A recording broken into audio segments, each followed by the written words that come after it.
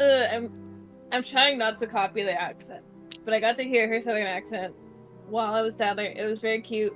I love hearing it. Normally,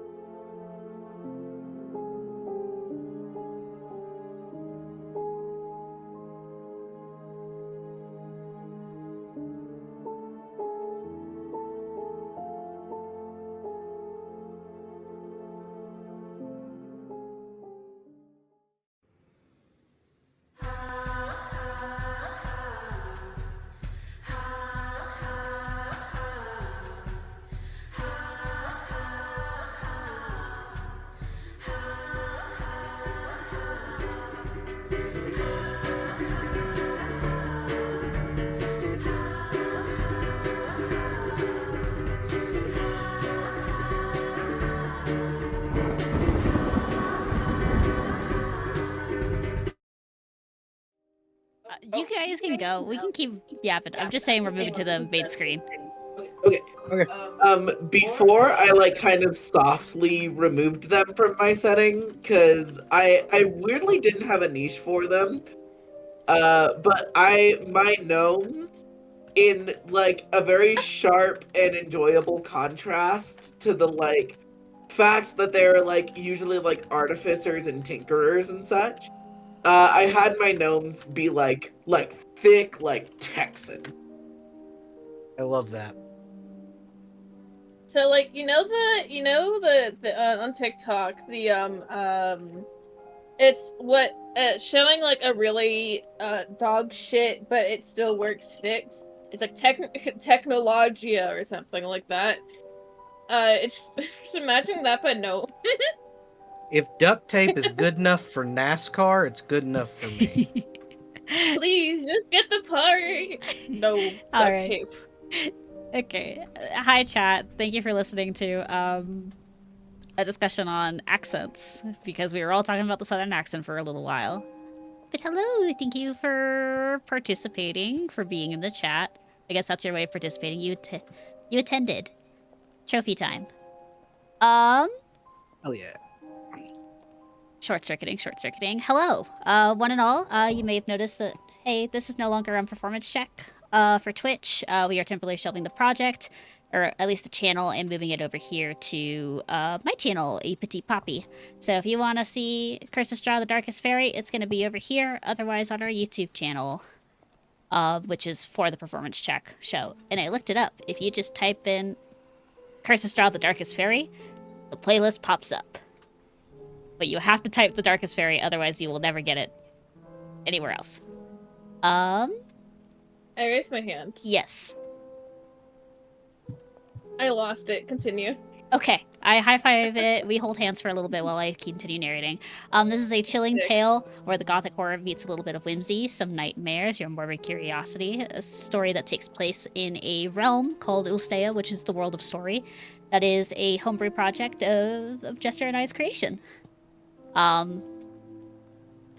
But there will be various changes to this story. This is not your typical Curse of Strahd tale, like many have explained before. Anything you know about Curse of Strahd's out the window, raw-wise. The only thing that's probably the same is the locations, kind of-ish.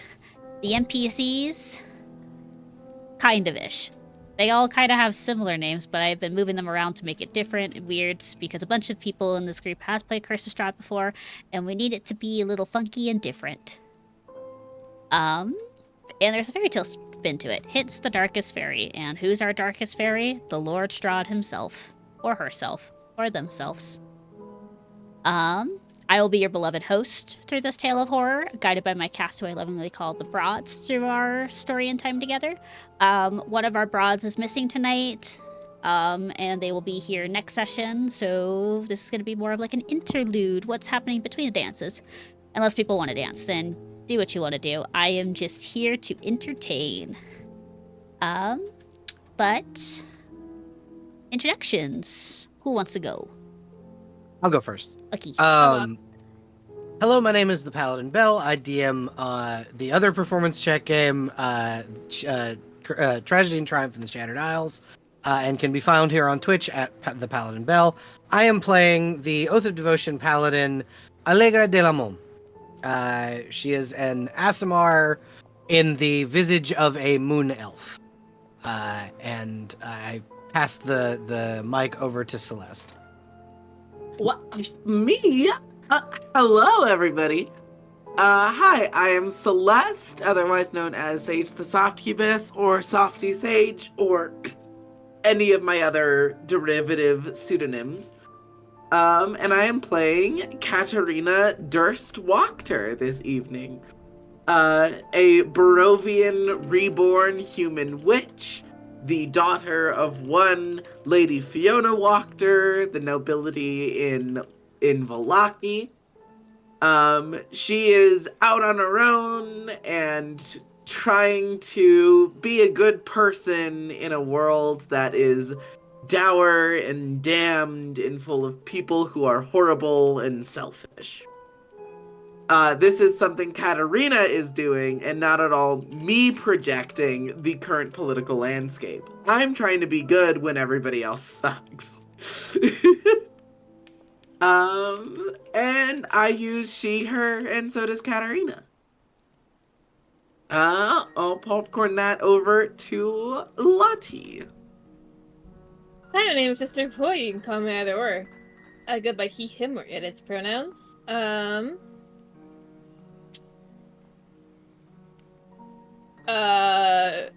It's fine. No.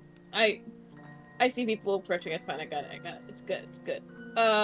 I I shoo off the crowd like what, like the the dinosaur scene where it's Chris Pratt holding his arms out. I stream on Twitch under Beckoning Void. So my brain's fried. I spent like several hours locked in on one task not very long ago, so my brain's all over the place. Tonight I am playing Lottie Yohantov. She is a reborn Eladrin who is a warlock wizard. Homegirl loves to know things. Give her your knowledge and give it to her, please. Please. What if, like, you gave... God. What if She's very... and you give she's- and what if we do? We hold hands and share knowledge. What if hold hands, share knowledge, share secrets, share rumors? She studies you like a book. God, I love her.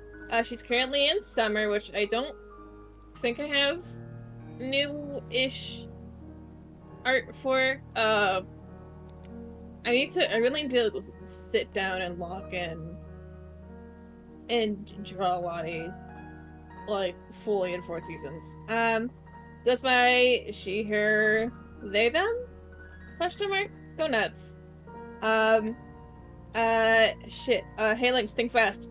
There's my at you. I dropped it. Oh. Hey DM, we broke another microphone. I'm gonna put it in the miscellaneous broken microphone boxes. Can we get tech, and no? So sadly, I was talking with crew backstage. We don't have another microphone that's ready to go right now. Okay, all right. Not a hold boom on. mic. I'll project. Yeah, please enunciate. We I'm need late. everyone to... Go ahead. Go ahead. We need the audience in the back to be able to hear you, okay? Project. Okay, no, I got this.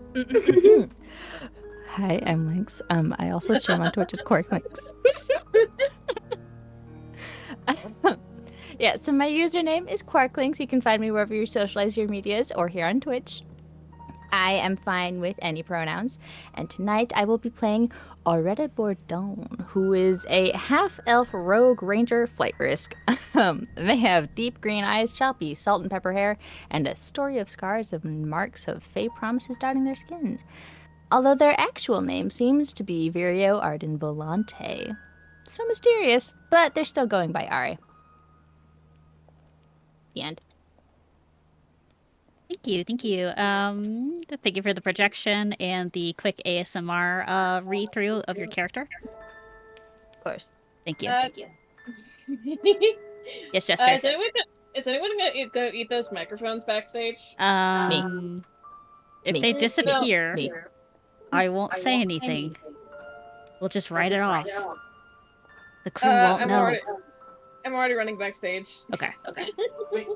Leave the rental ones alone. Even if those are broken, we do still have to return those. Aww. I already have one in my mouth. Thank you. Hi, I am Poppy and/or Abby. I am the dungeon master of the story. Your beloved host. And this is episode 22 of my echoing tale through Cell's mic. Thank you. Thank you. This is episode 22, and the title that I totally did not come up with like 20 minutes ago after asking Celeste is called Before the Stroke of Midnight. Recaps. Who wants to tell us what happened last time on Dragon Ball Z? Oh, is this Dragon Ball Z? Am I in the wrong building? Yeah, so Dragon Ball Z, Darkest Faerie, what did you do last time? Beyond flirt with Escher for 30 minutes. I was not flirting. We were chatting. No, that was the whole session. Gossiping. Okay, yeah. Lottie and Escher flirted for a long time. I want it on the record. We were not flirting. Escher was absolutely flirting. Escher can be flirting all he wants. Lottie just happened to match his energy. For some reason. This will not lead to any misunderstandings later. Definitely not. Especially after RA made that pact with him. Oh well. Anyway, last session on Curse of Strahd, the Darkest Faerie. Allegra started off dancing with her sister, which was cute and fun, and they talked about maybe killing their dad. Ah ha ha ha. Fun. That's normal sibling stuff. Yeah, everyday kind of stuff. Yeah, they had a little sort of heart to heart about that, and they talked about how they could potentially loop around killing their dad, find a different option, avoid that outcome. And Vasilka talked her way out of making any specific promises that would prevent her from stopping Allegra or intervening. So I guess we'll see how that goes down in the future. But it was cute. It was cute. They had a cute little sibling dance, and Allegra flew with her sister, and it was adorable, and they had a great time. Kat and Ra danced together.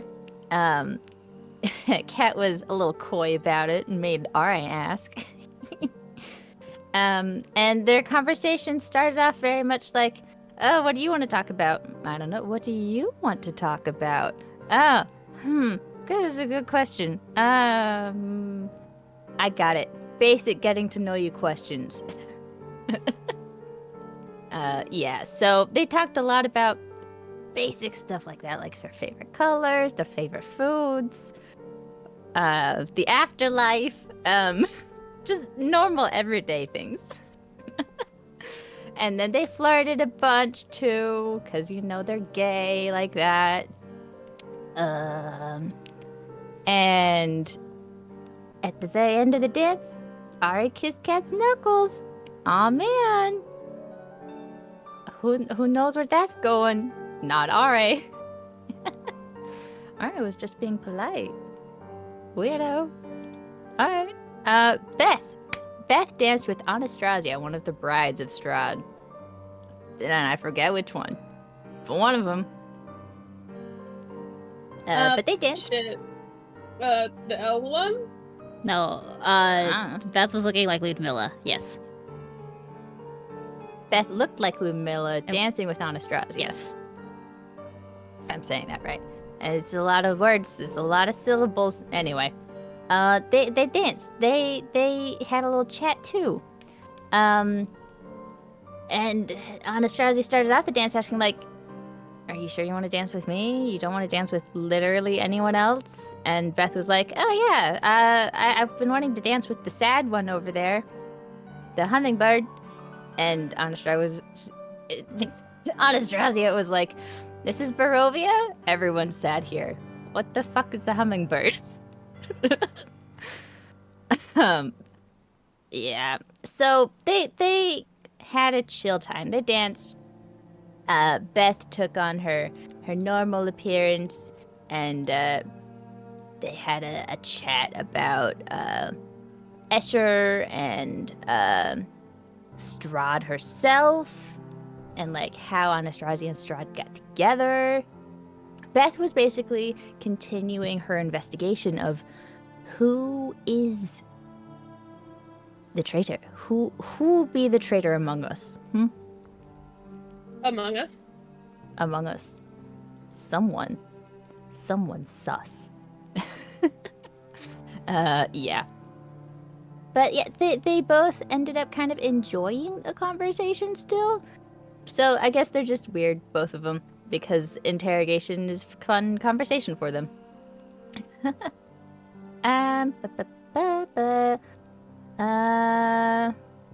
I believe that was the gist of the conversation, yeah.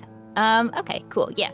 So, Lottie, across the ballroom, noticed, Volenta, who had just danced with Kat, and gotten upsetty at that, yelling quietly at Rahadin, while Escher attempted to de-escalate.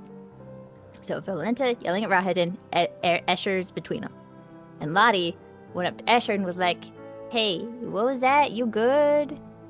And he was like, Absolutely, darling. Everything's perfectly fine. Martin's just being a brooding, grumpy guy. Yeah.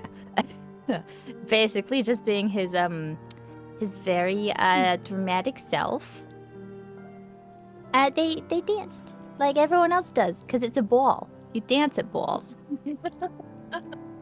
They Did you talked get about brought to fae stuff. Barovia from New York? Apparently so. Alright, now New York. Yeah, so yeah, my name's Ari. I'm from New York. Wimes. No. Yeah, they talked about fae stuff, changeling stuff, how they're both fae. Escher imitates Beth and was like, Beth's probably changeling adjacent, but that's a whole can of worms I'm not getting into. Yeah, okay, so then Lottie was like, hey, I got questions for you. Who? Why? Where? What? And just kind of wanted to get a lot of general information about Escher and living in the castle and stuff here. What Barovia's like and whether Escher was from Barovia or not, which he's not. Surprise. And when he first arrived, apparently his first thought basically was like, damn, bitches, you live like this? In Barovia? They bonded over talking about the sun and how Ismark was stupid for wanting to look at the sun. And they kind of just wrapped up their dancing by generally gossiping about the party and the other brides and other such things. So they've gotten very close. They're very friendly. Mm-hmm. Okay, sure. That's fine. That's great. We love that. The end. What's this energy? Yeah, because it's totally fine for Lottie, the most naive, memoryless little child to ever wander the plane of dread, to become friends with Escher, the lying, deceitful, several swear words that I'm not going to say within the first 10 minutes of stream. Who knows? Maybe Lottie's the traitor, actually. Yes. That would I be have many fucked up, things I could actually. call Escher, but I don't want to demonetize the bot. Yeah.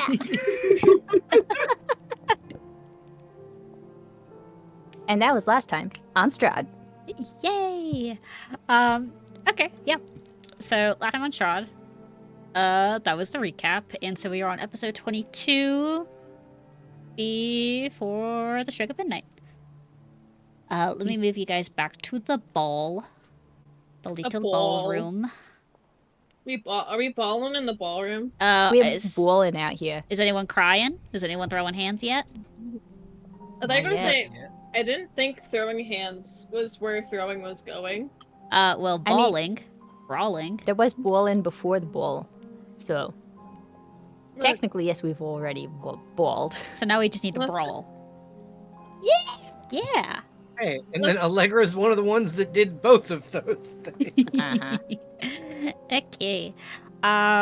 So in the background of all this is doing, I imagine Beth is continuing her dances with the brides, which we'll get to next session. So currently Valinta is out of the picture for a dance partner for like a couple of scenes. And then she'll be free, and then I think Beth is moving on to Escher at that point. Which I think everyone has danced with Escher that wants to dance with Escher. Unless someone wants to prove me wrong. Unless. Yeah. Or unless Lottie wants to dance with Escher again. Unless I kill him first. You can't stop I throwing. believe he was potentially on my dance card. Let me double check. All I know is I was like, hey Lynx, does Ari want to dance with Lottie? I have well emoji.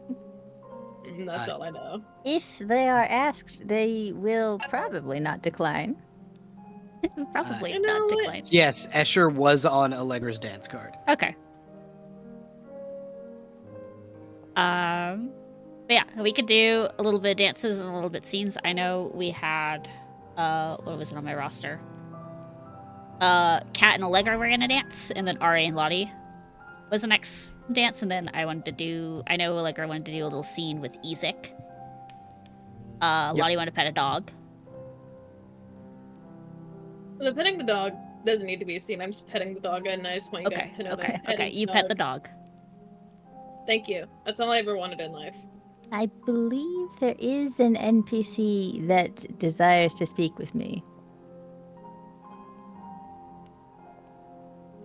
It's your favorite. It's my favorite. It's my wife.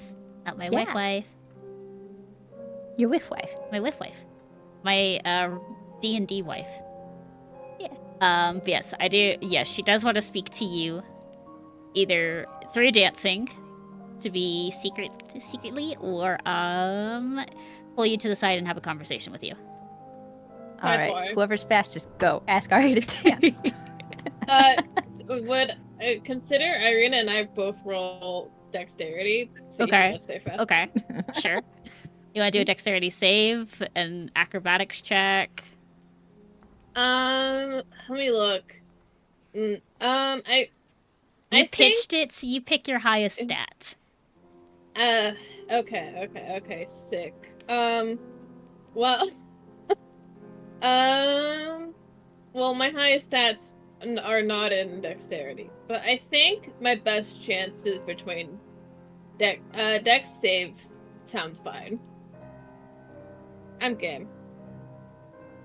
Okay, so dex save? Yeah, dex save. Okay. Oh, and Lynx, you got a inspiration point. Yeah, I marked it. Oh, I forgot all the little Japanese characters. I rolled Irina's publicly on or to the DM accidentally, but she rolled a 6. So I guess what you see out of the corner, like, I think Ari would passively see this because of your high passive perception. You see that both Lottie and Irina turn to make eye contact with you, and it looked like they're about to come towards you just to ask something.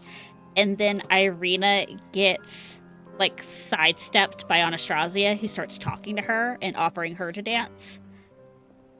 And due to social obligations and a fear to disappoint, Irina just lets out a deep sigh and then smiles brightly at Anastasia and accepts her to the dance. R.I.P. Girly Pop. R.I.P. Anastasia has to deal with a woman with a lot of cloths. You know what? Good for her. But Lottie, you have the floor. Shit. The floor? Yep. I pick it up. I take it out. I leave. The floor is gone with me. Okay. Sorry, I just tabbed over it and saw what Celeste typed. It killed me for a second. Wait, where am I? Again? The wall room. The wall room. The wall room. Oh, I have to come inside from petting the dog. Yeah. Lottie mildly and I imagine to most people who have any kind of like noble background can probably like instantly spot all the dog hair that has slowly migrated onto Lottie's dress. It's fine. It's fine. Yeah, she will approach Ra, teeming with excitement and curiosity, and just like offer her hand out to you. Looking at the state of Lottie's dog hair covered dress. Yeah, what's up? I would accept the hand and then twirl Lottie very quickly to try and get some of that off real quick. Lottie unintentionally makes a little wee noise as you spin her. Were you asking me to dance? Yeah. Did you... weird response. Though, to be honest, I've never really asked people to dance before, so I don't know what's the correct response. Well, not that. But So, I thought it would be fun. and that's it? Stares at you. You did had some fur on your dress, but it's fine. I mean, I was petting a dog. There's a dog out there. Yeah. Did you know there's a dog out there? Yes. I just went, that's where I was. It's very fun. You know, you should go out there and meet the dog. After when, like, the dances are done. Sure. Might as well. But, dancing. I kind of maybe know what I'm doing. You look at, looking at her, it's not even like an insight. This girl does not know what she's doing. Mm-hmm. God bless her heart. Does she seem like she wants to try? No. Okay, great. She I is will not offer their taking the hands lead. out in the leading placement. Thanks. Did you lose me for a sec? Or am I cutting out? Hello? Oh, yeah, lost you for a second. Odd. My connection said it was fine still. I could still hear you. Maybe it was me. Can everyone else hear us? Yeah, I could hear Lynx the whole time. I think it was, I do believe it was Jess. Odd. Unfortunate. Rip. Anyway, Ari will offer out their hands in the leading placement so that Lottie can just step into it and not have to worry. Sick. She takes your hands. And just like stares at you with big eyes. them buggle eyes. Don't have a lot of experience dancing, I take it? If I do, I don't know it. Maybe I was a really good dancer, actually. You could have been. Perhaps. Maybe this dance will awaken some weird, weird muscle memory sort of thing. Perhaps. It's only one way to find out. Yeah.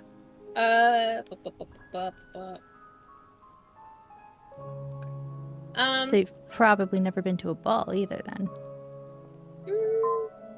Probably not. I mean, no one can know for sure. I mean, Are I you feel having like fun? I am. I was just talking to Escher over there. Why are you making a face? You're making a face about it. No, apologies. Do continue. She just kind of tilts her head at you, curiously, for a second. If you'd like, you can insight roll that. I would like to insight roll that, actually. Yoink. Approved. I think, can I call that, like, maybe persuasion to ignore? Yeah. Because they're not, like, lying. I mean, it's not that big of a margin, please. Okay. All right. So let's see. It's pretty clear to tell they don't like Escher. It's very obvious to you. That's what you get. She just squints her eyes a little bit. Not in like a negative way, but just like a cat. Like a cat that's thinking really hard. Mm-hmm. I said making that up on the spot, hoping that made sense. It does. But yeah, I think she's thinks for a second. You don't happen to like her very much, do you? I find their presence grating. And we've only met twice. I mean, that's fair, I suppose. He makes others uncomfortable too, so. I don't know. I was having a really nice chat with them about this place and about the Lord and what have you, and just sort of getting a vibe of the place, I guess. Well, I'm glad you were able to have an enjoyable chat, at least. Yeah. I think she it's like a beat of silence. Me ad-libbing off the top of my head. I'm very good at this. So we're both not from here, obviously. Mm-hmm. Yes. What I don't know if I've asked this before, but do you not where were you from, if you don't mind me asking? You did ask, but you weren't quite yourself when you did, so I don't mind going over it again. There's a map in the Discord that I'm going to pull up really quick.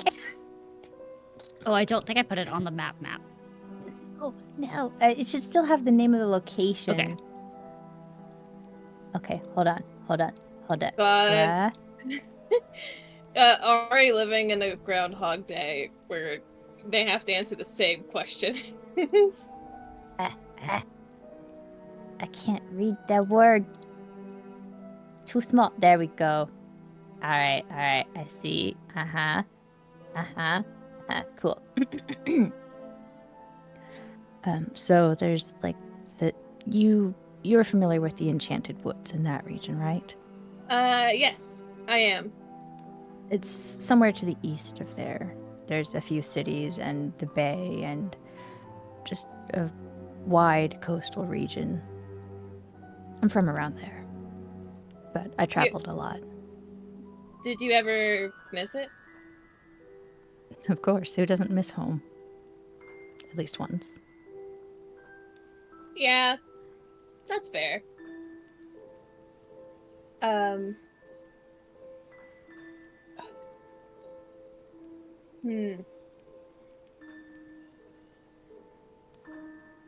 brain's processing in real time.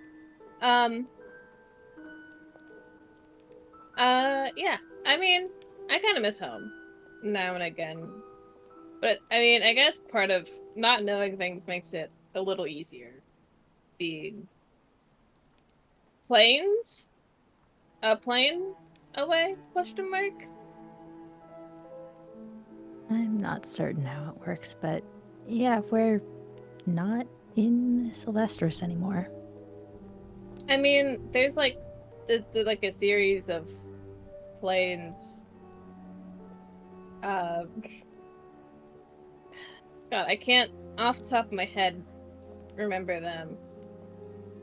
But I feel like I would remember if I heard about a weird. Is it rude to call this demiplane weird? It Odd? is definitely weird. I don't know if it's a demiplane though. I don't know enough about that kind of magic. That's maybe I can ask Valenta about it. And see if she knows anything when we dance. You could. I could.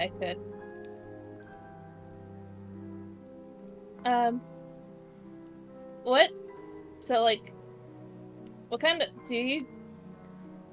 Alright has done magic before, right? We've seen it. Mm-hmm. What kind of magic do you often find yourself using? Well, most of it's pretty... DM, is the word primeval? Yes. Okay, cool. Sick.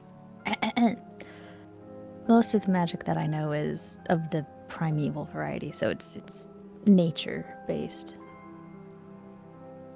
I mean... But magical items exist too and can be used, so there's not really a need to learn a lot more. Primate...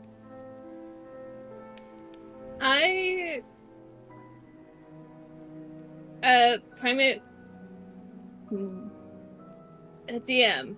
Hot question. Yes. About Lottie and her... Mhm. So I've talked we've talked about what she knows Mhm. before getting there. Mhm. And I think we settled on what was it again?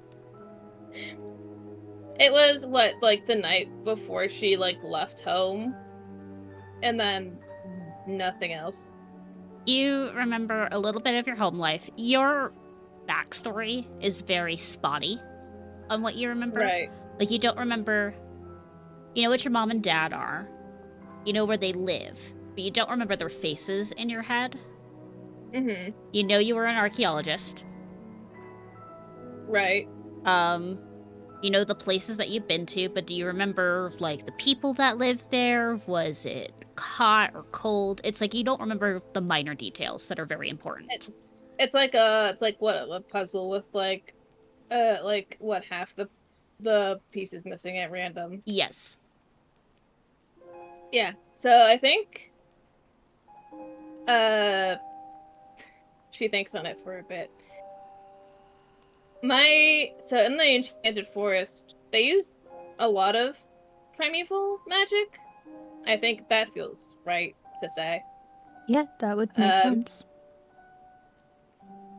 And all I know is like it felt very weird for a while, at least in what I remember of like using magic that's not just like, like nature magic or like whatever. Like using arcane magic feels weird, but also like kind of nice. And it's a really weird mixed sensation.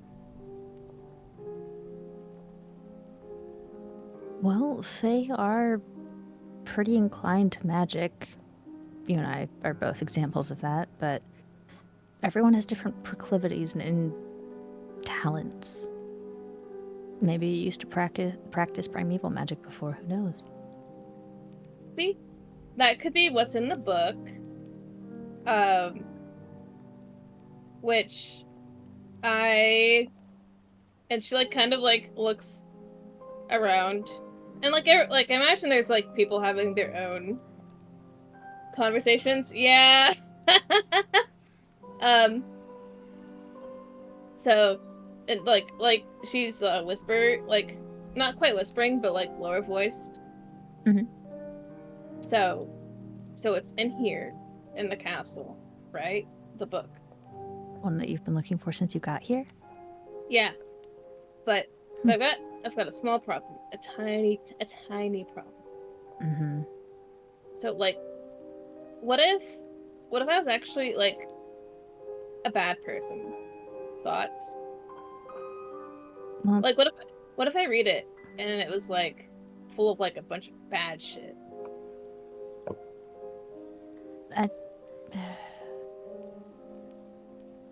in my opinion, I don't think it matters so much who you were, so much as who you choose to be. It's If you read it and you don't like who you used to be, you can be someone else. yeah, that's fair.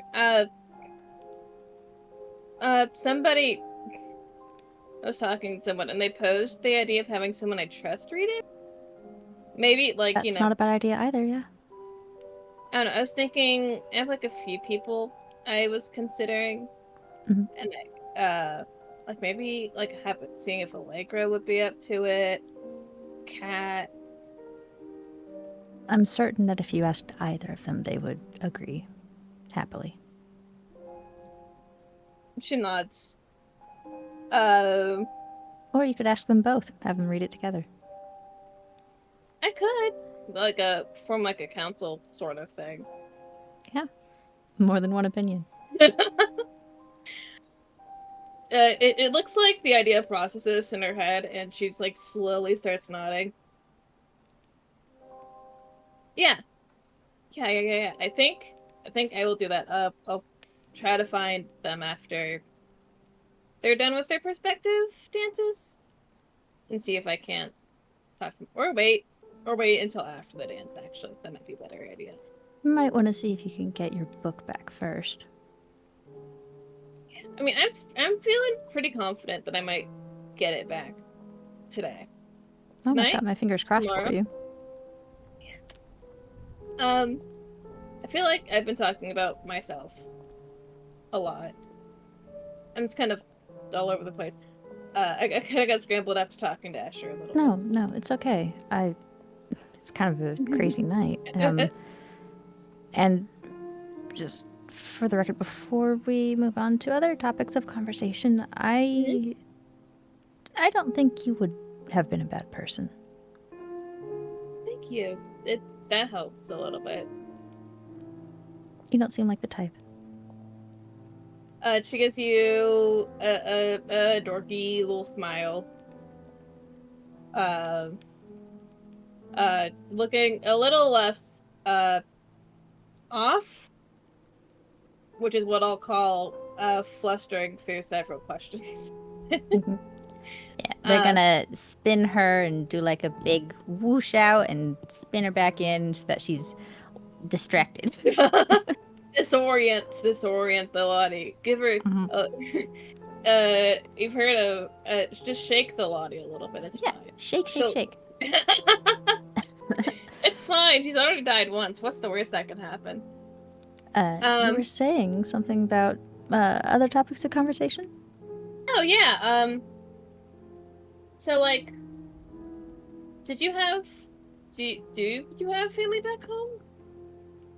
I don't know if they're still back home.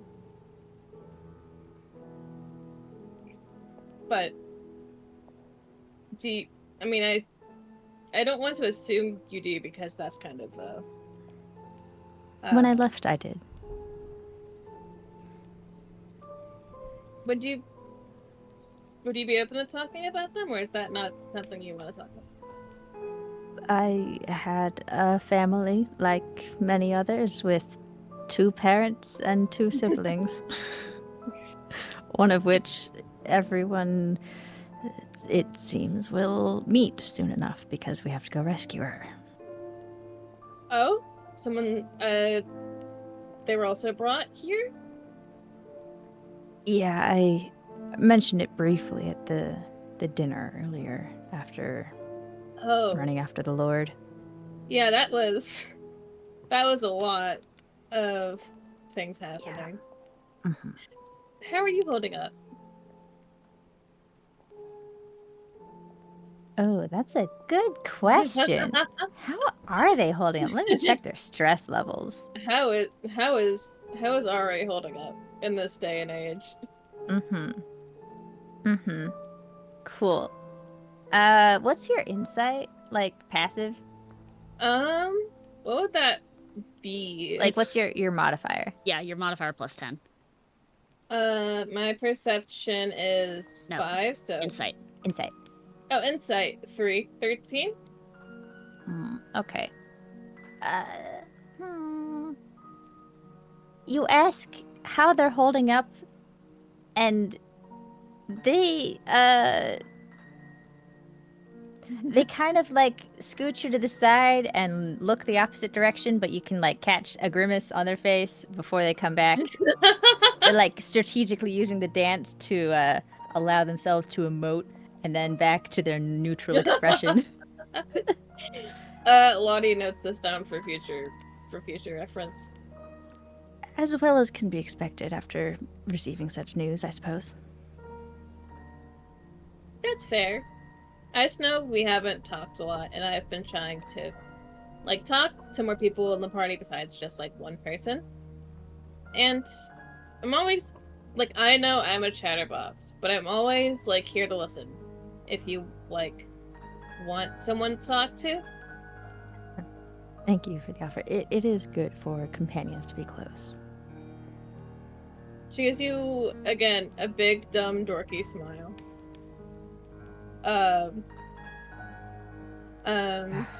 You and my sister are gonna get along great. If she's related to you, I'm sure she is wonderful. She says this in, like, literally the most platonic way possible. I'm looking at you in the audience. I look at you above my steepled fingers. No, I'm not flirting with Ari. I'm just saying I can appreciate Ari as a friend. Yeah, Dude. they look appreciative. Like they appreciate it. Like they can tell it was heartfelt, and they're touched. It's like, oh, that was sweet, but like in a sibling way, you know? Yeah, Like, yeah. oh, No. that was cute. No, it doesn't.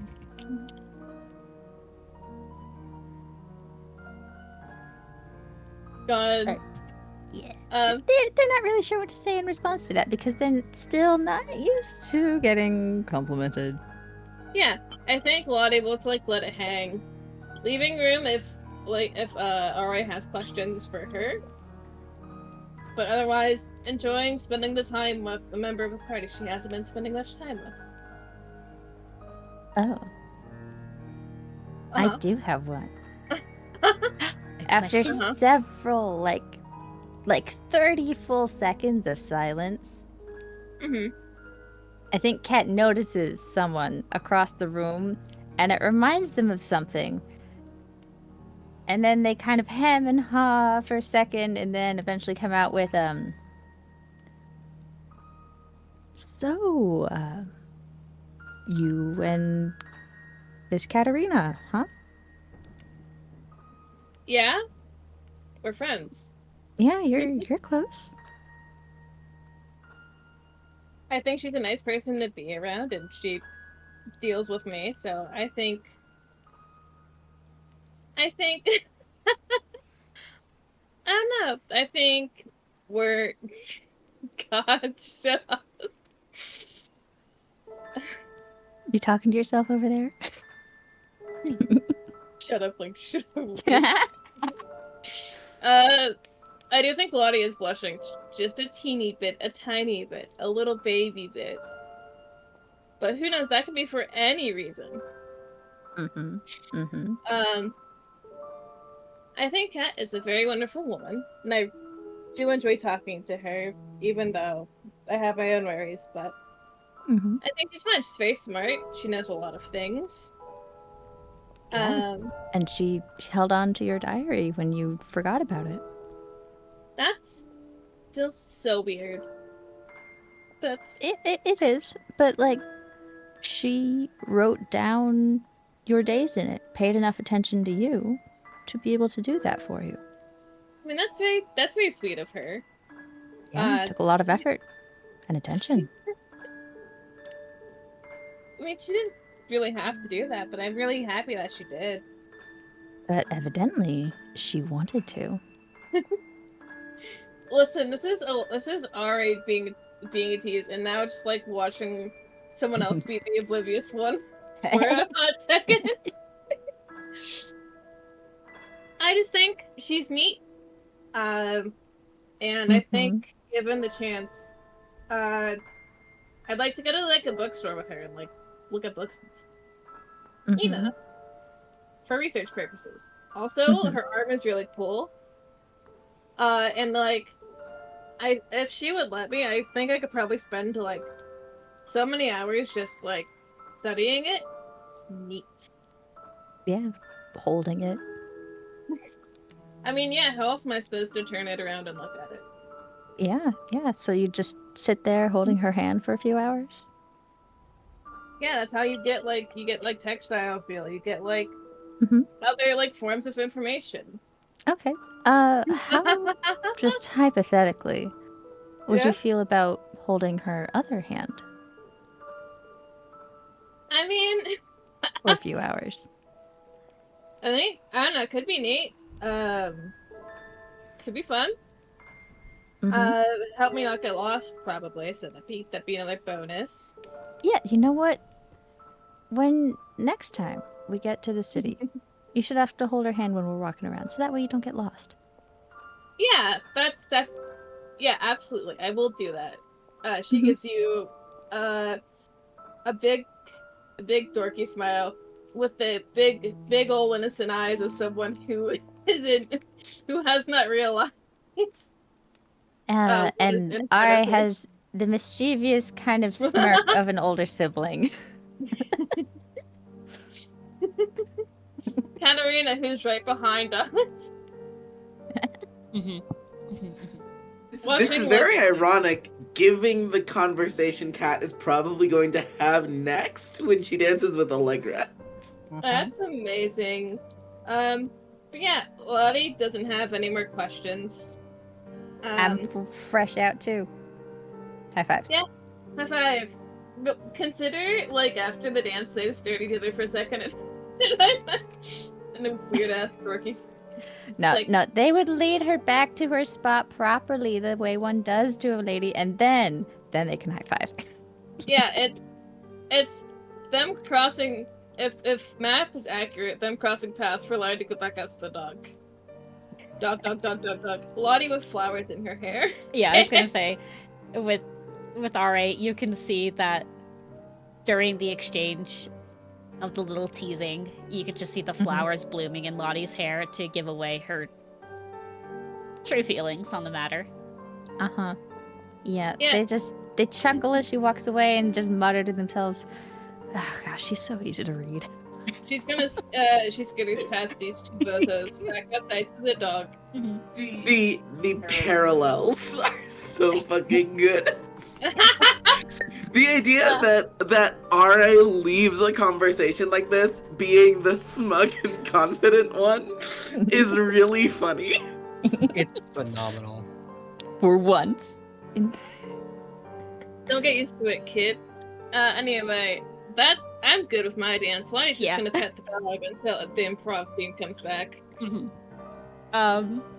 Perfect. For Allegra, did you want to talk to Ezek first, or you want to go to the cat and Allegra dancing, and then you go outside to talk to Ezek? I think it's Ezek first, and then going to ask Kat for her hand. Okay. married. Just They're to getting married. dance with. No. Yeah. I mean, the So- Lord is right there. I mean, yeah. So Sorry, Allegra's baby. gonna kind of come outside and kind of lean on the railing and go, Ezek. You know, not looking at him, just quietly enough to get his attention, like loud enough just to get his attention. You see that despite him wearing an outfit that, is formal, he is in his own little suit, one that feels a little bit too tight for his form. And it looks like he feels a little uncomfortable with the fact that he has no proper weapon on him. But you do see the crystalline arm kind of grip the railing.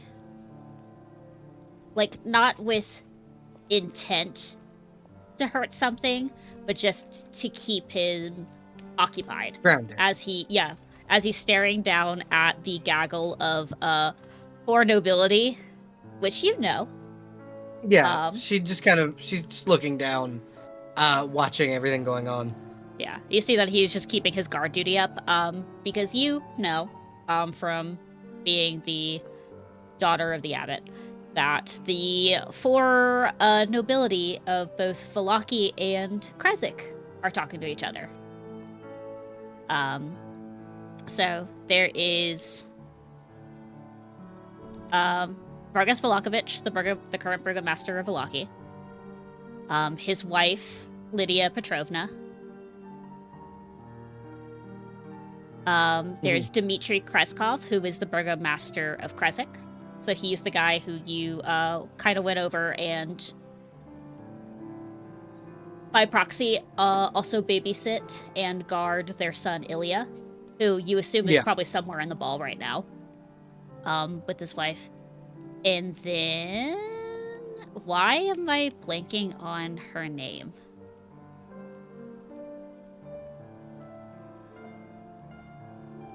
Babe, what's your mom's name? Fiona Wachter, thank you. I forgot her name. And then Fiona Wachter is to the left of Baron Vargas. But it seems that these two are having a heated discussion of politics, while Dimitri and Lydia are just kind of standing there trying to have some form of a civil conversation. Okay. Allegra will trying to be as stealthy as possible, slip him a silver stake. Because she's got hers on her hip Mm-hmm. in her little thing. She goes, "So you're not unarmed." You see that he perks up and looks down at like the silver stake that you've handed him. And he kind of just thumbs it, rolls it around in his hand for a little bit as he's thinking, contemplating it. And he goes, "I do have magic, but thank you."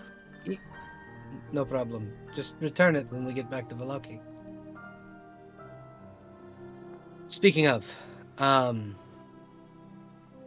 you free to speak freely now that you are not in a place where you will be accused of malicious unhappiness? You see that he sighs deeply, but not in a way that is directed towards you. It is more at the nobles below you two. As our conversations get a little bit louder. And Yeah, because Allegra's being quiet. Like, Yes. this is me and Ezek used to do this. Yeah. Or at least the way or at least I imagine it. This is how they used to do, because she's a bodyguard like he is. Yes. That's like her job. So this is them communicating like they used to when they were at work. Yeah. And you see he gives them a deep sigh and positions himself so he's leaning against the back of the wall to the exterior of towards the garden. She'll do the same thing. And like the person to the next to you sitting on the bench is passed the fuck out, probably drunk. And you do see eventually, well, probably not here at this moment. And then there's just a dog who kind of dances around the four nobility, keeps going to Vargas's side, and then getting shooed away for a little bit. But that's like a background noise. You just hear a little dog yipping and yapping. Yeah. But he opens the floor for you to talk. There is something wrong in Valaki. We are investigating it, but there is definitely something evil afoot in the city. Beyond the nobility? Beyond the nobility.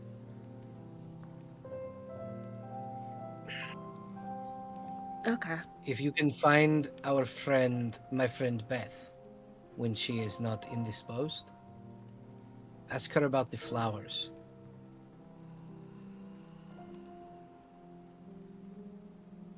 You see he looks can't at you, quizzically, and just mouths the word flowers back at you. He nods, or she nods, and she goes, "Trust me, I know it sounds weird, but yes, ask about the flowers. I don't know if you know about them, but now if she describes what they do, is it like static to him? You're not sure. They seem to make people forget they exist, and they are hiding something in the city from everyone.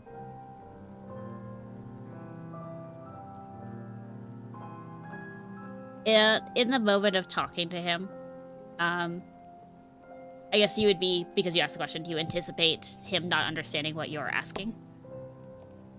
But he tips his head to the side and goes, "Flowers obscuring something." Oh, great, you can understand it. Fantastic. There was on the laws you made us sign, at the very bottom, it almost looked handwritten. Do not acknowledge that which is unseen.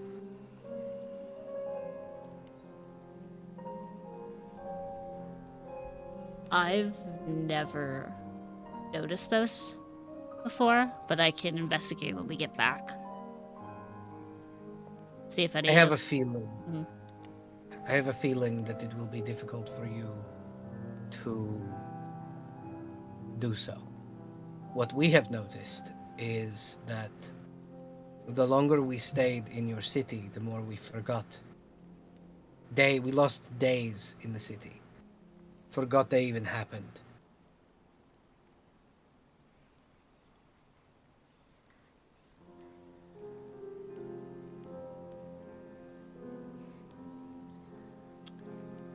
I'm sorry to hear.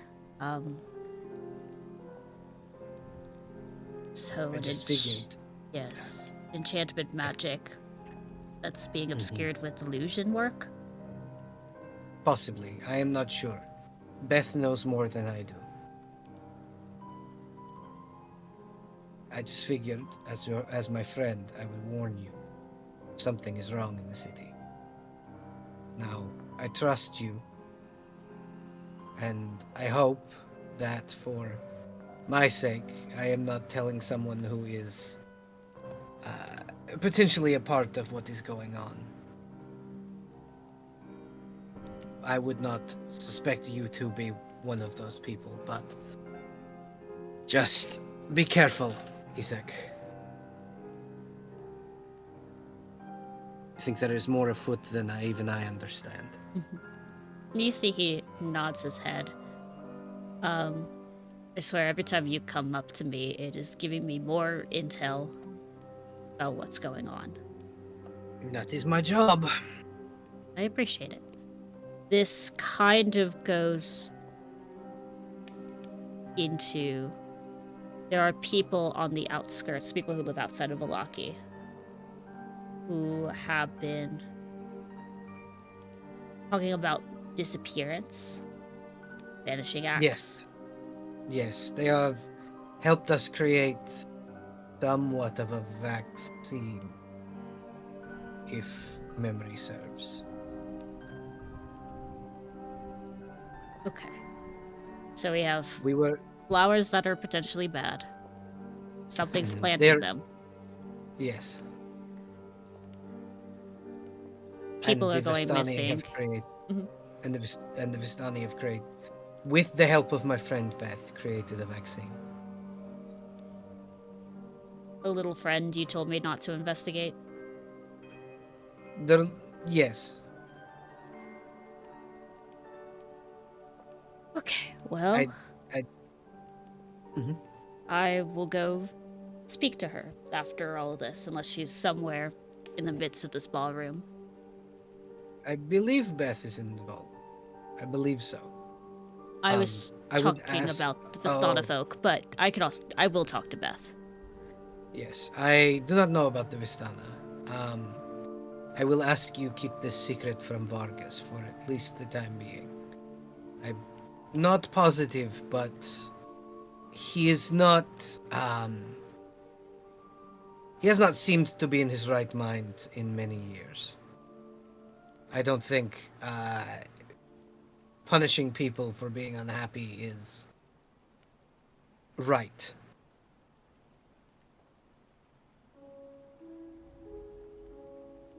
I do not trust him as I do you.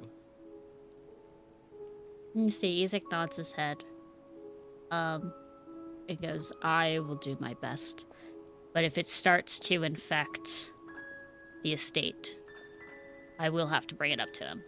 Or more people go missing, or more people come up to me about missing memories or missing days. She'll He nod, will have to know. of course. But for the time being, as far as until I have cleared my suspicion that he is involved, I will again, as I have now, inform you later on.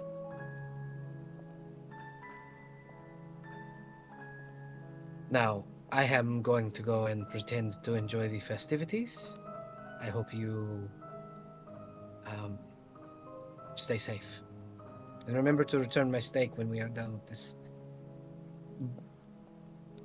He gives you I a small smile, and he nods his head. She'll smile and head off to go find Kat. Yeah.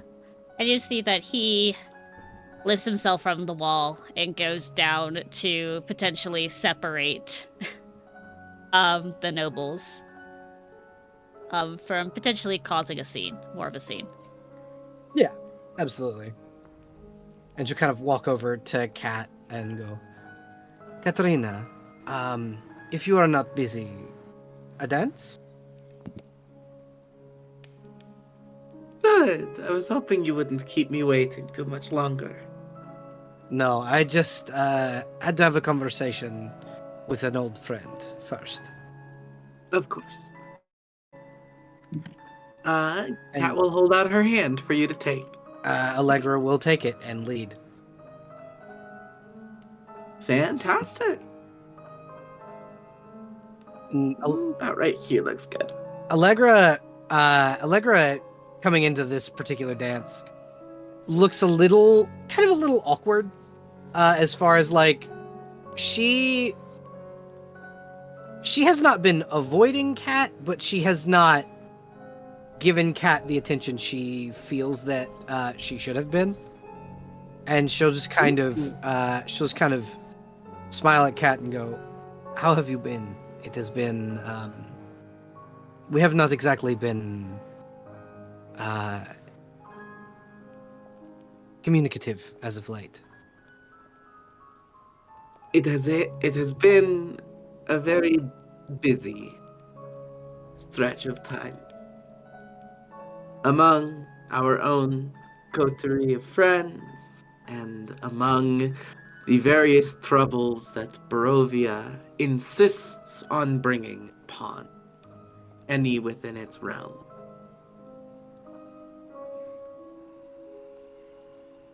But Yes. even if it is a brief sojourn, it is nice to have time alone with you. I agree. It is. It is nice.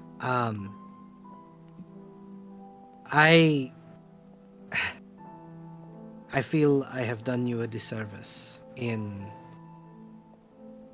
speaking feelings to you that I was having and then not following up upon them. I have just been preoccupied with my own internal struggles, is all. And she'll kind I of think that's very fair. and then she'll kind of like shift her wings as like an indication of like the thing she was struggling over. Are you settling into them well? It is nice having them back. It was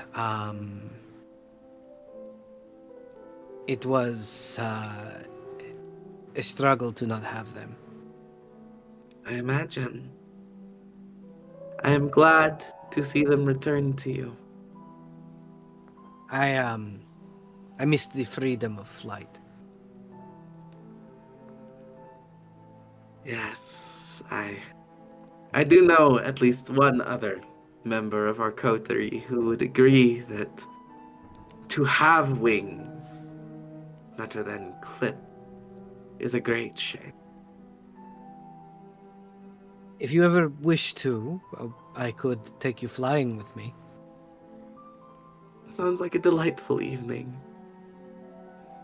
As I'm sure you might already be aware, Percival does not have the strength to lift me off the ground. And she'll smile and go, "I will say I am not lacking in that department. So I can take you." Good. Have you ever soared through the sky before? Ooh! Give me an insight check. Okay.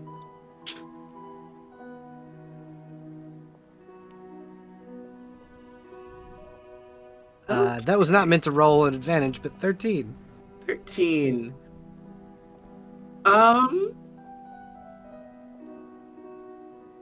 The question registers to Katerina, and she takes, although she doesn't need to, being a reborn, she takes a sharp breath, and her eyes break from you for a brief moment.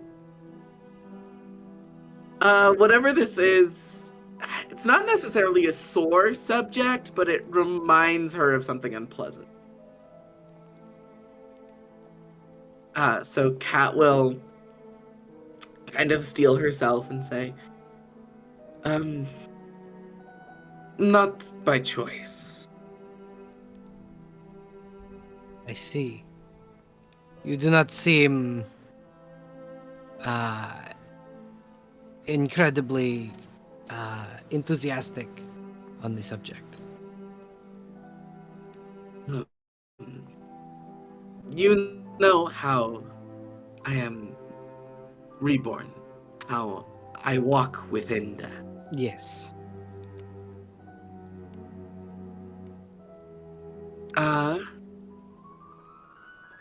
she kind of struggles with whether or not she wants to say something or go into detail about something.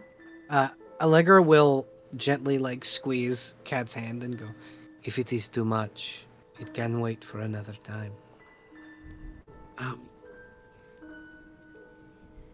I think so, but suffice to say, um, I have taken flight, not of I my own understand. volition. I did not land gracefully. That is okay. I understand. It Thank is painful to speak of bad memories. Speaking you. of bad memories, avoid the courtyard. Oh, don't tell me. Your mother and Vargas are having a heated debate. That sounds like her. I figured I would give you a word of warning before it made you. You see, she's kind of at a loss for words. How you say, a, exposed I to. understand. Yes. I fear that even with my new temporary visage, and she gestures to her mask, my mother might be keen to recognize her daughter. I mean, you do light up a room when you walk into it. So, it is That hard to miss is a recent development, I think. you. You see Allegra kind of smile and go, I somehow doubt that. I may be celestial in nature, but you are radiant.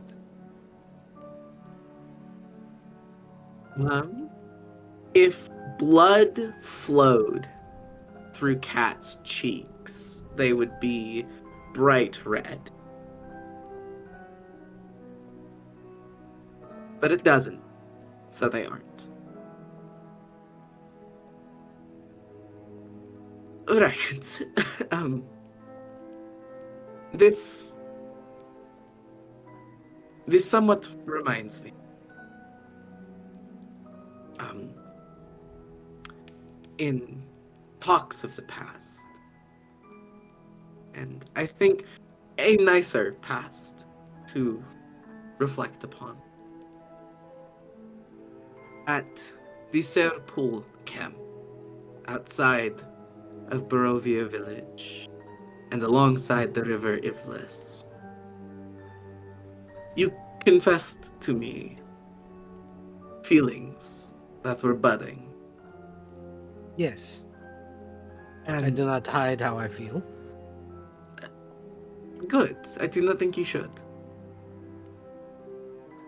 While there is a lot on both of our plates at the moment,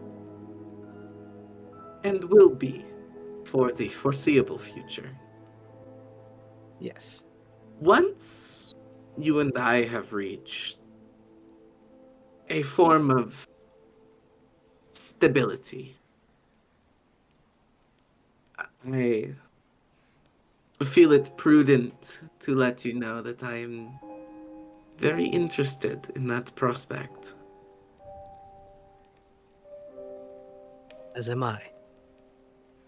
I will not say that I have any need to hide in any way how I feel or who I feel it for. And I will say that my feelings for you have not changed. I still feel you are a smart, funny, wise woman who deserves to be shown that you deserve the world. And though I have not been yet allocated the time to show it to you, know that I still feel this way. I am happy to hear that. Again, I think when times are better for us or for Barovia, that is something I think I would like to pursue. Fantastic. I have grown quite attached in many ways to the different members of our coterie. I have noticed. I am a witch of the heart. It is a risk of the trade. I think it's a risk worth taking. Absolutely. To Katarina, get if I would be forward, hold on to me for a moment. I think our conversation is better suited somewhere private. And then she will gently take her hand from Katarina's, like where it is resting on Katarina's waist, like in the waltz, pull her closer, and then skyward. Okay. So Kat is willing to be taken up in the air, but I will still roll stress for this. Not a lot of it. Just a little fright. And Allegra will actually, smile. I think it's just minor stress. I think it's just 1 point. I'll just take a point. Yeah, Allegra will smile and go, "Do not worry. You will land as gracefully as I do. Okay. You are safe in my arms, I promise." You know, I was just in the air earlier this evening, but it feels different when I know it's not a magical current suspending.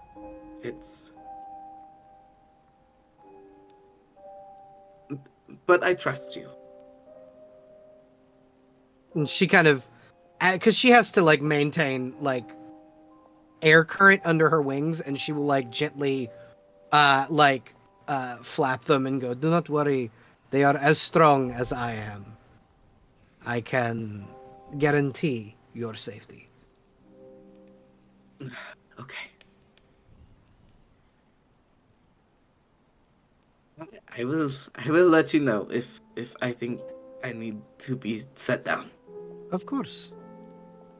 I would not wish to make you any more uncomfortable in general, but I did not mean to make you so in the first place. Again, it is it just it is not you. It is the act of being held aloft by another being. I understand. If you wish, we can go down now. I just wish to move away from the general populace. I actually think I might prefer that. Yeah, and she Yes. will gently put them down. Okay. You know, I do think Kat is ready to tell someone, and I think Allegra is actually a very good person to tell because of the situation at hand.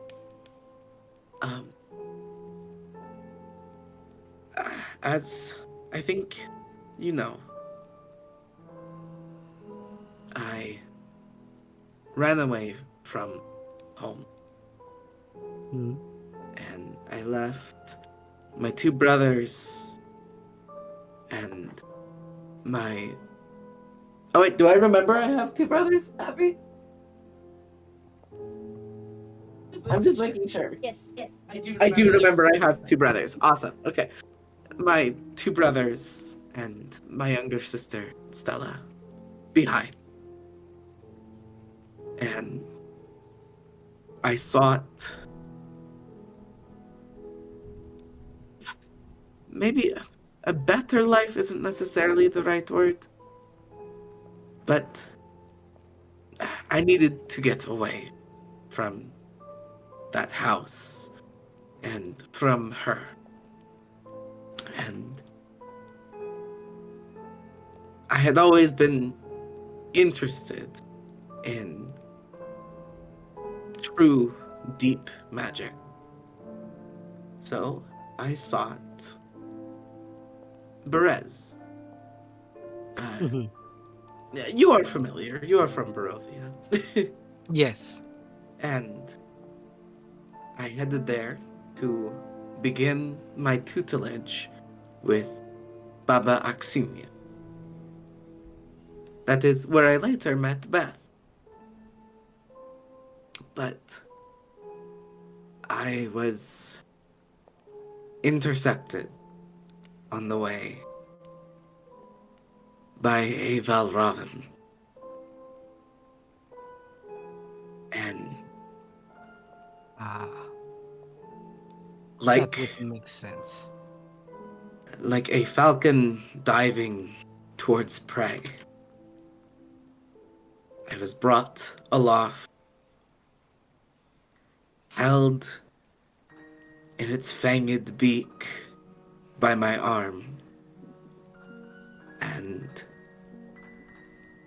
to avoid graphic details, the Valravan kept my arm, and the rest of me fell.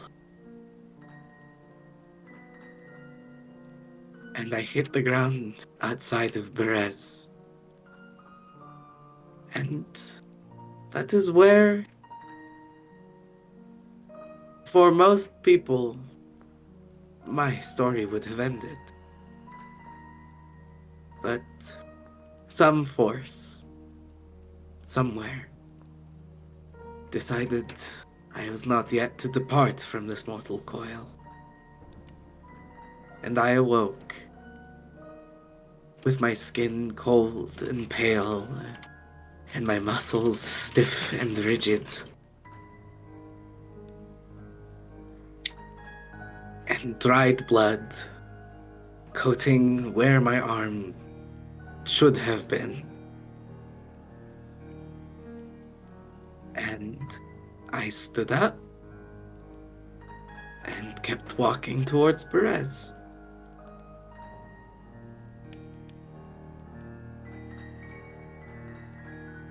I see. That would make sense why being held aloft by wings Yes, would make you upset.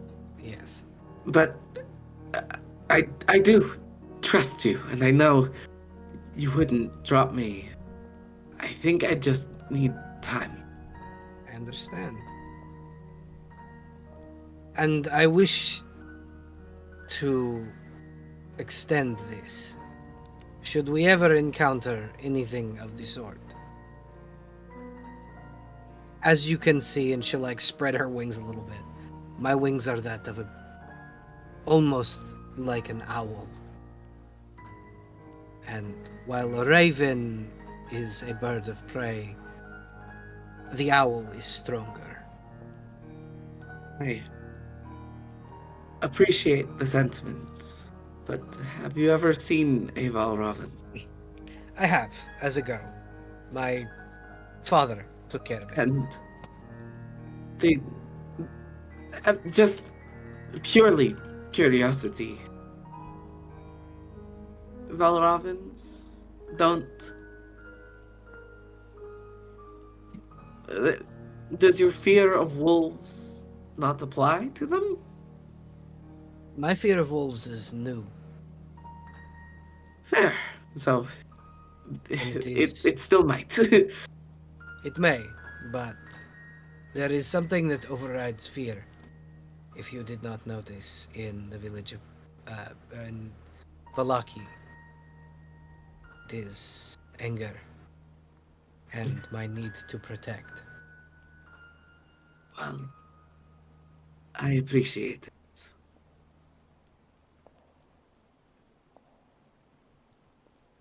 I promise you that in the moment, while my fear, if I had to put a word onto it, it is less fear and more that I become paralyzed with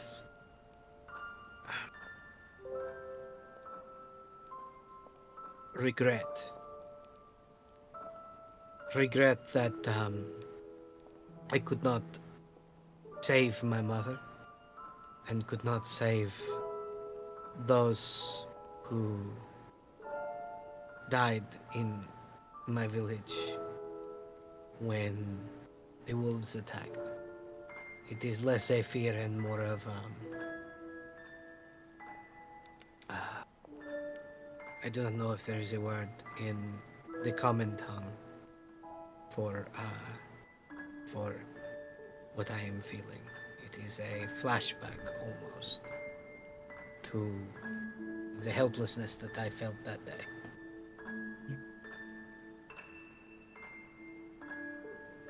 I see. And I understand.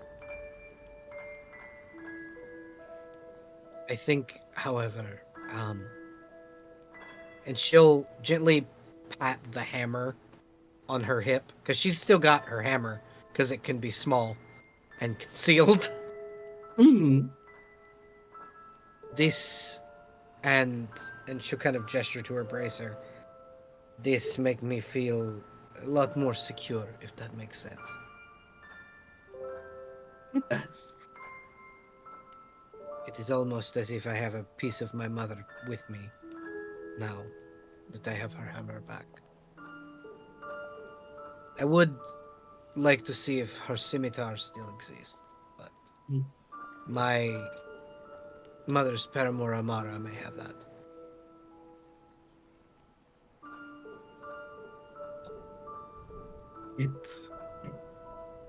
It must have been nice to have loved her so. She and and Vasilka and Amara were more family to me than my father was. And even though the entire village saw me as they see him, if that makes sense, I had expectation put upon me from birth that I would be the next in line to carry the church of St. Markovia, the abbey. But, and she'll shake her head. I was never the chosen of the Dawn Mother.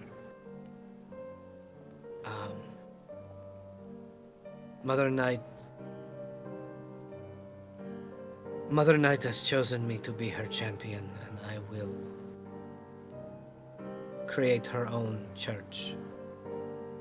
It is one of the reasons many reasons why I wish to build my own town, my own city.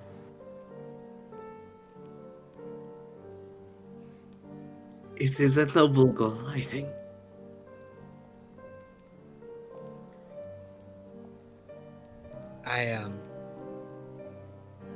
I know that returning to Vallaki is not in your purview for the future if our goal is accomplished.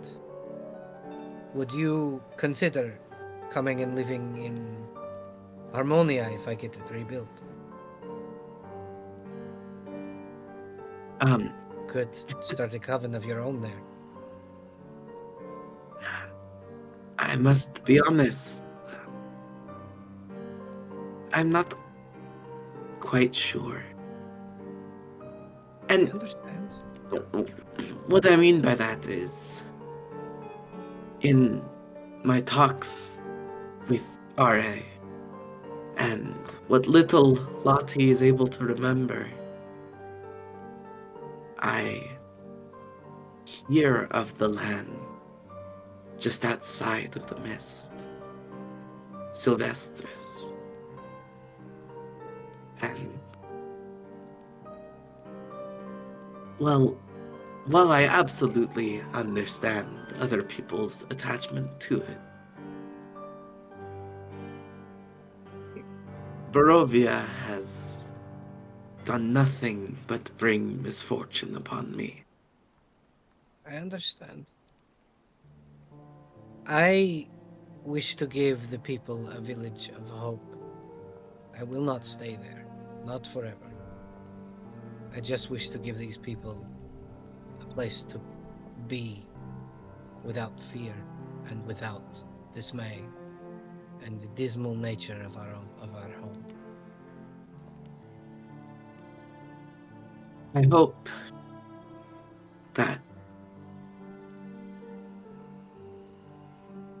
despite its uncertainty,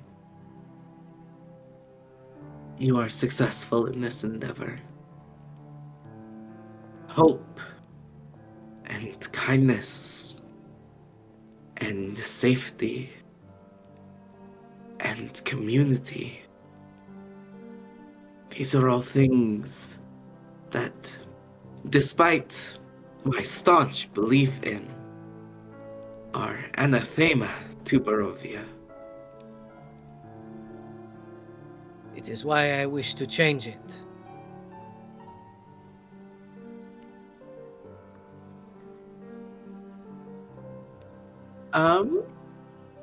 You see through the mask that Kat is tearing up.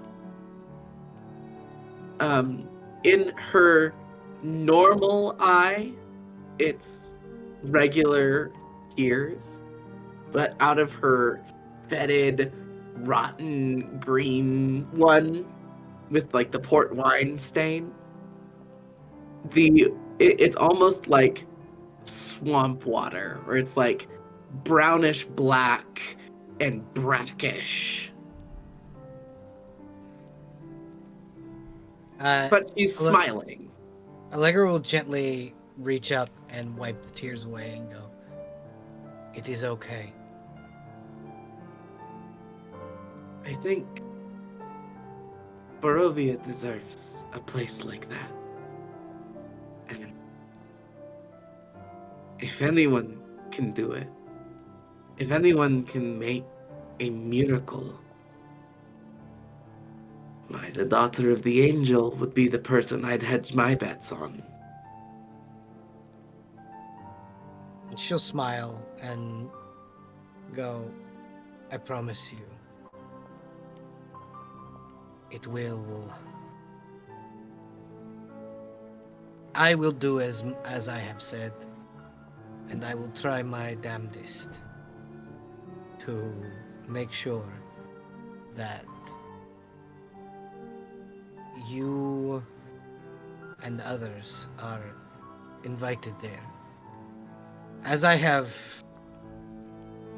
but I will also promise this, as I have promised to Ore.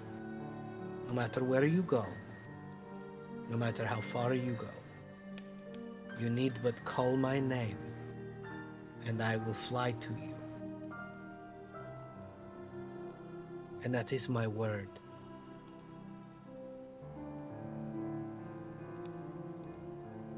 And this is similarly to what she said to Ra. This is her giving her word as a paladin to come and help and protect, no matter where in Ulstea that cat may be. Tears still in her eyes, smile on her face. I think Kat will prop herself up on the very tips of her toes and kiss Allegra. Allegra will flush like bright silver across her cheeks, like it's completely unexpecting this. But she will reciprocate. When it breaks, Kat will wipe the tears away from her own face this time. And she'll say,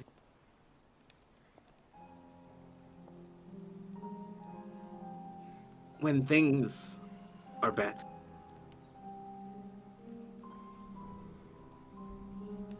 we don't have to worry about the lives of ourselves or Barovia's people being constantly put in jeopardy merely for the crime of wanting to exist. A life that is free and without strife. When our work is done, that is a promise for what is to come. And she'll smile and go, I look forward to it.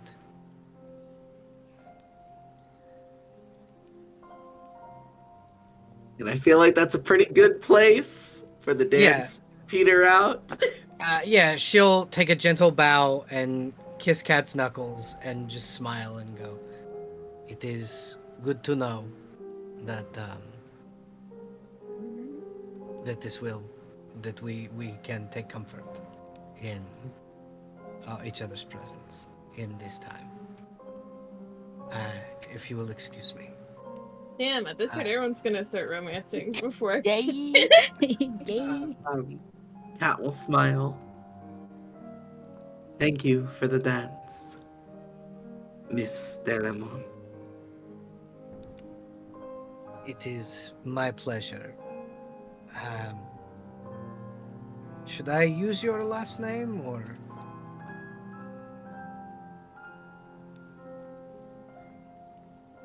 With present company, I think not. Then Katarina, it was a pleasure. Thank Now, you. if you will excuse me, I have to go beat the shit out of one of Strahd's brides. Oh, but, okay. I challenged Ludmilla to a spar earlier in the evening, and she accepted. So I am going to go blow off some steam, if that makes sense. Yes, absolutely. Be safe. Oh, yes. It's a friendly spar. It is nothing more. We have cleared the air. We have cleared the air at dinner. And she'll kind of look over kind of this way and just go, there are others that are to blame for what happened in my village. And she is not You one see, of them. But, yes. Kat smiles and say, well, I'm glad it is a casual fight. That would be an awkward end to the evening. Oh, absolutely. This is more evening's entertainment. I am more one for action than I am for word.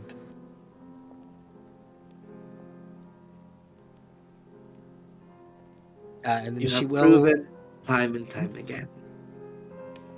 and she will smile and go, I know that I said to avoid the courtyard, so if you wish to watch through the window, I'm going to go find Ludmilla now.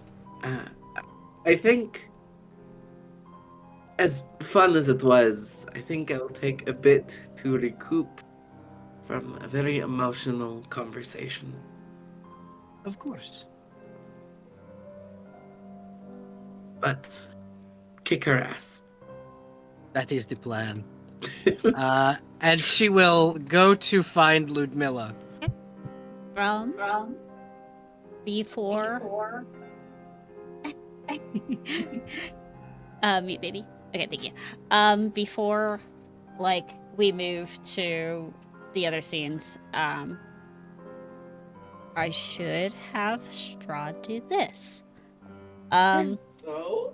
Yeah, so before everyone, like, the next song dances off, and kind of in between, like, Allegra, where you're moving to go find, Ludmilla, there is, and to you, Ari, who saw this whole entire thing happen.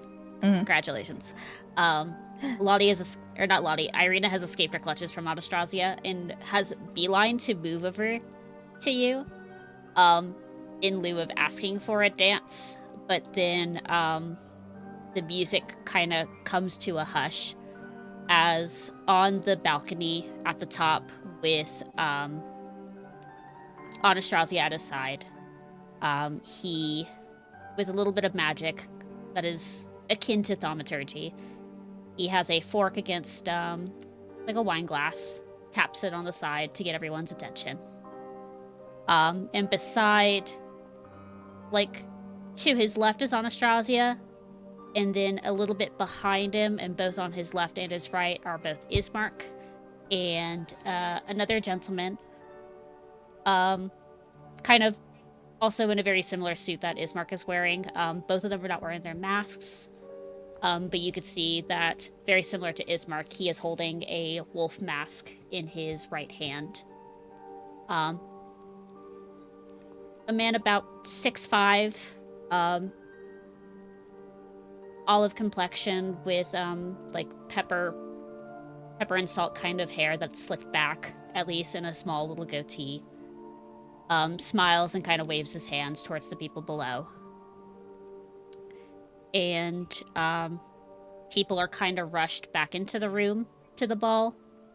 And those who cannot be brought into the room are amplified through what you assume is magic, that is catered by one of the brides below the balcony. And you see both, like, not Liedmila. You see both Valenta and Escher kind of, like, incanting kind of magic under their breaths to help amplify the magic that is happening in the area. And Strahd speaks. I thank you all for attending the ball on the night of the day of ending, to celebrate the ending of a year, a story.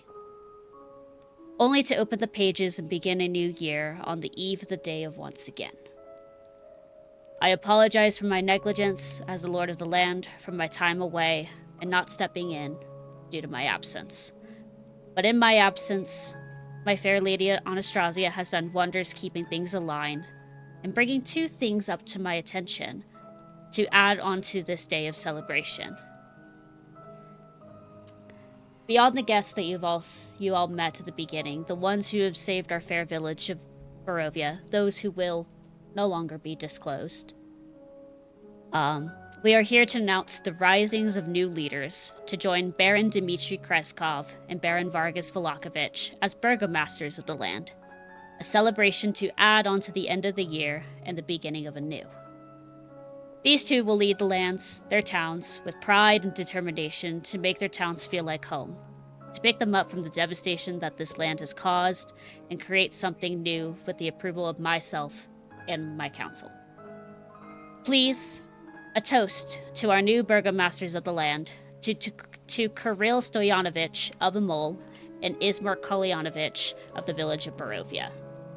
And you see he lifts the glass, and just like that, the music plays in a symphony, and then people are just clapping, as you do when an announcement is made. I think Yay. Polite. notably Allegra is not clapping. Yeah. Clap, clap, Notably, Allegra is glaring daggers at the new burgomaster of Amol, Mm-hmm. and her wings are visibly glowing, like, so silver is the normal color. Yes. Her wings glow, but I think this is a almost darker gray color. Like, it's a gray, dark, almost dimmed, but still radiant color. Yeah. Like the color of lightning in a thunderhead. Yes. And you see the people that are around you, that if the party is near you, they do not back away, but other people kind of give you a berth. In the lieu of what is supposed to be a minor festivity. And Strahd has backed up with Anastasia, puts both hands on both Kirill and Ismark's shoulders to push them forward, so they're all kind of front-facing as people are clapping and congratulating them. And after a few moments of the crowd going, Strahd clears his throat again and goes, into the rest of the ball, please enjoy yourselves. And he disappears for a moment, seems to go back to the door that you guys came in, with Anastasia behind him. And Ismark and Kirill both take the other side of the staircase and come down. And full front to the party. Ismark is so uncomfortable with this as people are congratulating him. And he slowly starts to find his way, what looks to be like escaping to go outside, and Kirill kind of sidesteps, puts a hand on his shoulder, and brings him in as a form of like a jovial side hug, and starts talking to people while keeping his part kind of captive in a social engagement. So those two are just kind of stuck in the corner together as people are coming up and saying congratulations. Yay. Oh no. I don't know if Alright, that looks like they want to go over there and save him. yeah. And I don't know Allegra's if this changes. going, yeah. Yep, okay. I was like, this might change things, actually, if you want to fight a Ludmilla. Oh yeah. No, this definitely changes things. Allegra, visibly furious. Here, let me delete Strahd. Second. Will politely go, pardon me, I hate to interrupt. However, you are holding my next dance partner captive. Ismark, a dance? And you see Ismark looks over at Kirill. A look of confusion for a second, and then his face kind of goes stone cold, and he nods his head at Kirill and be like, as much as I love being next to you and hearing all these congratulations, this is a dance.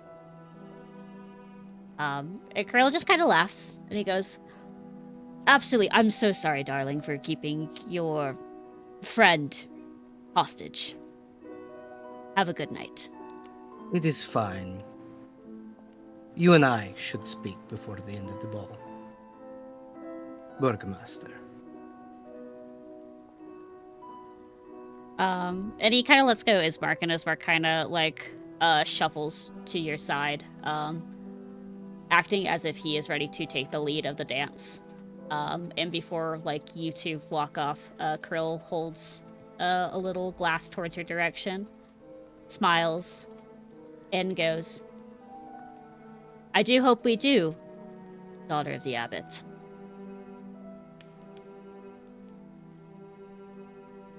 So, I don't think he has to make an insight check to see how pissed Allegra is at his very presence. I think because the glow in her wings is also reflected in her eyes. Mm-hmm. This is the same glow that anyone who has been in combat with her knows that comes before she smites something.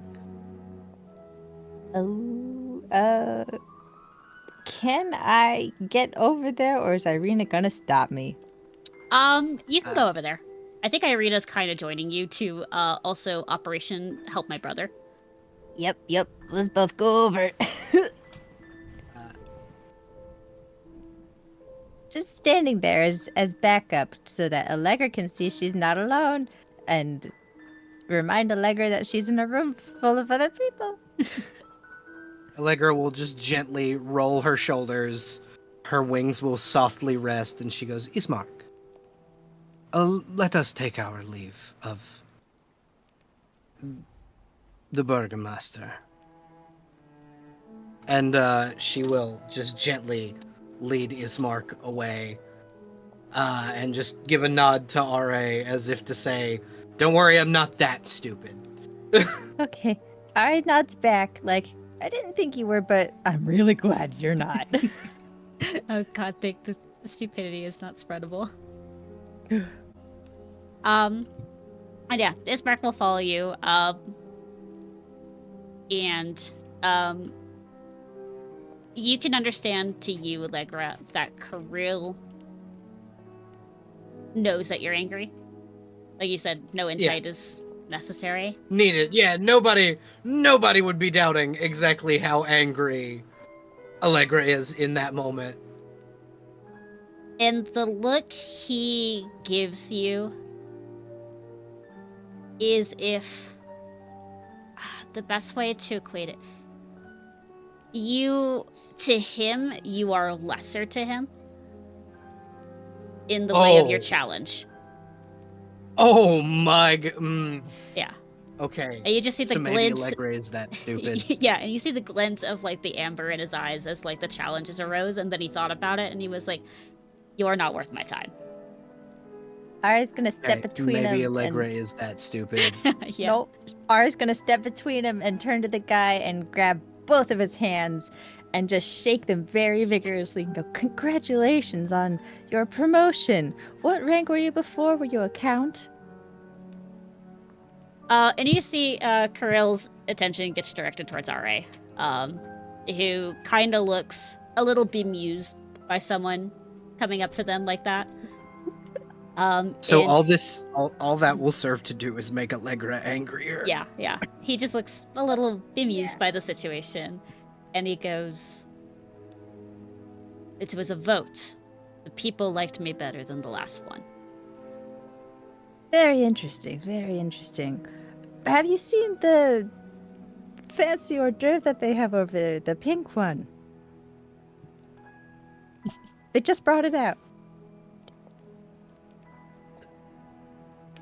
It seemed very interesting. Just thought I've been telling people because it seems very interesting. And you see that he is, I'm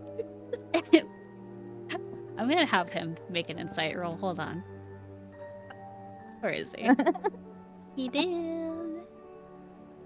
My bouncy baby boy. My evil bouncy baby boy.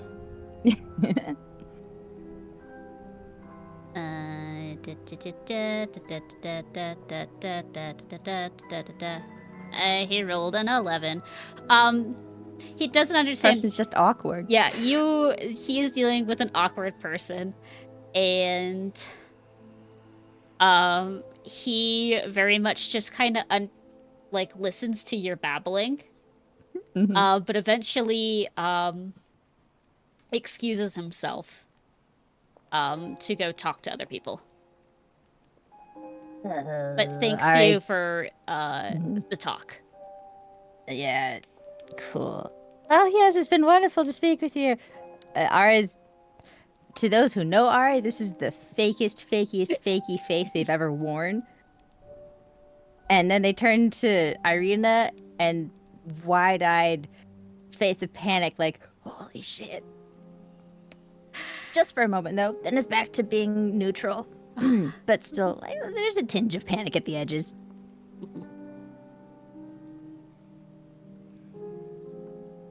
And do you see everyone proximity? You see Kirill excuse himself and walks over to put himself more into a different crowd where more people are kind of offering him congratulations, and you see very similar to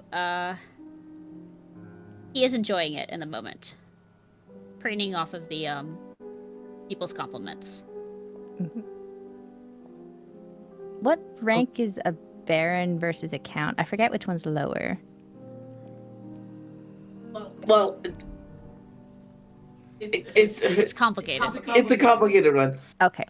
As a 'Cause what- burgomaster, which is like a burgomaster is essentially like a mayoral position, because a Like an baron, baron is used in Barovia as a title of respect more so than like a title of station or nobility.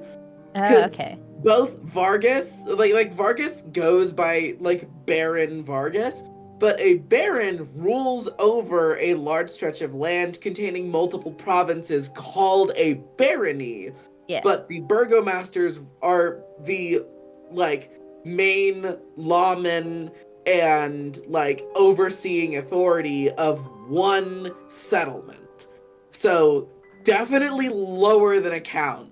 But an actual baron is, depending on the distribution of land, equal or greater than a count. Okay, yeah. Because, There's- like, Because usually counties and makes sense baronies then. are around the same size. okay, so I got it right then. yes, there is confusion in the titles. Okay, it's just Barovia's fucked, that's all. Sure. Pretty much. Sure. Yeah.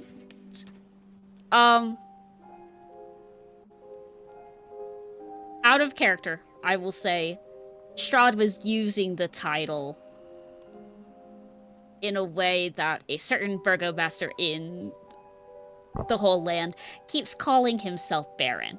So you went, fine, you want to be known as Baron? I will let the other people know that you're Barons. Okay. And that's what you want to think of yourself? Sure, fine. Interesting. Alright, good to know that I didn't get it backwards, though. Yeah, no. Logically, everything does not make sense in a historical aspect. Or like a title aspect. So, like, it's very obvious to those who know art, their goal there was to, if not de-escalate, at least separate the two situations. And I will say, Ismark, who can physically feel and see Allegra's anger, has been trying to pull her to Fucking not the fury. dance, past the dance floor at this point. He's like, we are not dancing after that whole ordeal you just made it between us. Yeah, absolutely. Allegra had no intent on dancing. She was literally just getting him the fuck away. And she'll go, Ismark, I wanted to get you away from him. One day, I am going to kill that motherfucker. Probably should not be speaking about this during a ball. Where anyone can hear you. I don't think anyone has any, I don't think it would be, I think it's quite obvious how furious I am at him. Given, and she'll like gesture to herself, and the fact that she is still glowing. Yeah, I know, you're as bright as the night allows it, but just go sit down or something, or calm down. I don't know. No, I have other plans. I have a way to blow off steam. Thank you, though. Okay, don't do anything stupid. Well, Okay, so I you did wanna challenge Ludmilla to a fight. And his hand is on his face. It's friendly. We spoke, cleared the air, and it's a spar. That's all. I posed it as a night's entertainment, and she agreed. This is not a fight to the death, I promise. Okay. And you think that's gonna calm you down, or is that gonna hype you up so you can go Oh, smash his 100% face? it will calm me down. If I can lay hands on someone, it will 100% calm me down. Okay, just don't go challenging him to a duel with his people and everything. Just don't do that. I will not start a war. Yet. You can see that Ismark was hopeful for a second, and then you go, yet, and all the hope that he had in his eyes and belief in you has been shattered.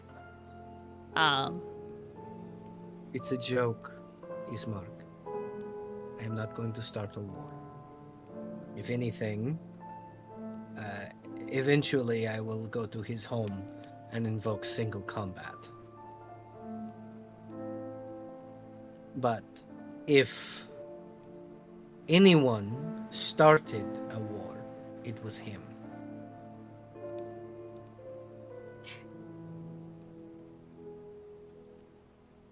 He just puts both of his hands on your shoulders, and you feel like a little shake. And he goes, be careful. Okay? Of course. Always. I already have one sister who throws herself into trouble all the time. I don't need another one. Because he's never officially called Allegra his sister until this moment. Yeah. And the glowing changes from that deep, almost storm-like, to bright silver. Because that's how you could tell, like, Allegra's really happy. You called me your sister. Yeah, congratulations. We're family now. I don't know. I mean, we're family forever, but you just Yes. acknowledged it. Yeah, okay. Happy day of ending. Go tell people that I called you the sister. I don't know, preen about it. I will. I yeah, will. I know. Irina's gonna tease me forever about this one. Good. I will too. Now, if you would excuse me, I need to go find Ludmilla. And then you will, I would say you'll peter off and you'll find that she is, outside. Okay. I will move her token accordingly. Yeah. Urvasilka and... Allegra is going to just walk up politely, like as polite as she can, to, hey, let's fucking brawl. Yeah. And she'll kind of approach and gently give her a bow and go, Lady Ludmilla, I believe we had discussed a spar. And you see that Ludmilla, who is just slowly, like, fixing, has, like, isolated herself from the dance floor, and is slowly fixing the little bit of the garden that is outside that people are just kind of, like, you know, accidentally damaging in this way of just so many bodies being here. And you hear an audible sigh of relief. And when she turns towards you, her face is neutral, but the long foxtail that she has is very evident that she's intrigued by this. And you hear, oh, thank the huntress. Finally. Yes, get me out of the situation. To the garden? We both need to blow off some steam, it seems. Yeah, and you hear her very audibly, like, I fucking hate this scene. You have no idea. Me fucking too. Let's go. Yeah. And either, she's not a person who offers an arm while she leads. She actually takes off her heels and then makes, like, a breaking start towards the garden. That's Allegra like will fly next to her. yeah, and it's stone pathway that slowly leads into, like, a dappled, like, stone path and eventually to the greenery of a hedge maze. But I will drive us over when we get there. Okay. Jester, how are you holding up? We have lost him. Oh, he's BRB'd. I didn't see it. Wait. Hold. I'm holding. Crying, sobbing, weeping. You're fine. Hello. Hi. I have to go run up and take care of some cats. Okay. So, you can do that scene if you want. Not a back. Okay. No, my son. Your son? My son got knocked over. My Okay. shoe hit my desk. Yeah, you go deal with your cat stuff. I was gonna say cells in the bathroom, and now you two want to dance with each other. Yeah. I can, motherfucker. So, Sorry. I can do that when I return. Yeah. Okay. I just want to make sure. So we Yeah, of will course. pan over to a slightly startled RA and then Irina, who is looking back and forth between the situation that just happened, to Kirill, and then where Ismark and Allegra went to before she turns towards you and goes, Okay, are you okay? Are you fine? Well, yeah, nothing happened. Just embarrassed myself publicly. It's fine. If anything, you kind of look like someone who was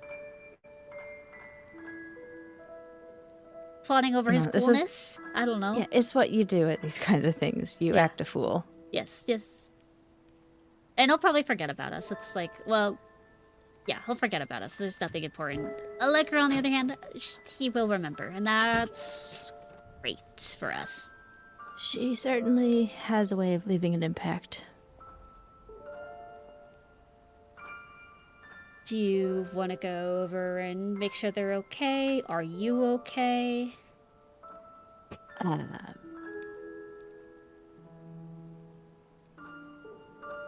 They look around, trying to spot where everyone went.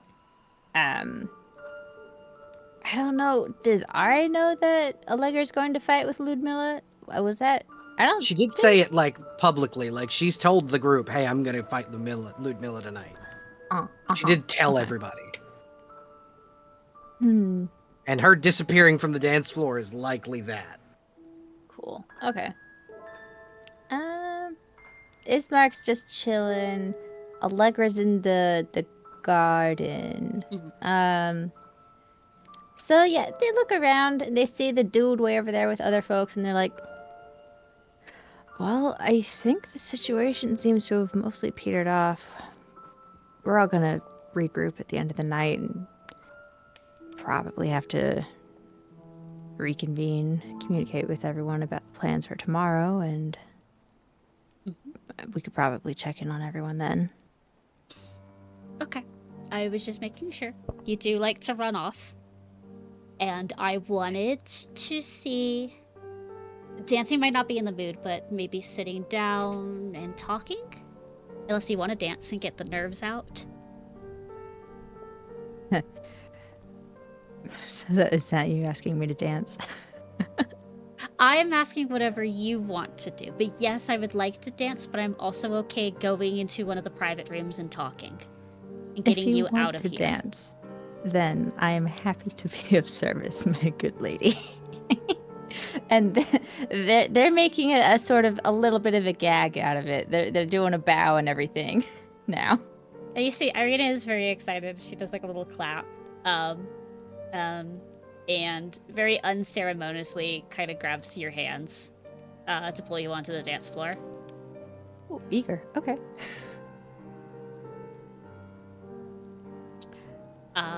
And she'll go, do you want to lead? Do you want me to lead? What would you prefer? If you're okay with me trying to, with this damn dress and everything, sure. I would like to. It is enormous. If you would like to try, go ahead. But if you need me to take over at any point, I can. We'll give it a good couple of one-stars. The others have been unfortunately leading, and now I'm starting to understand why. But it's okay. We'll figure it out.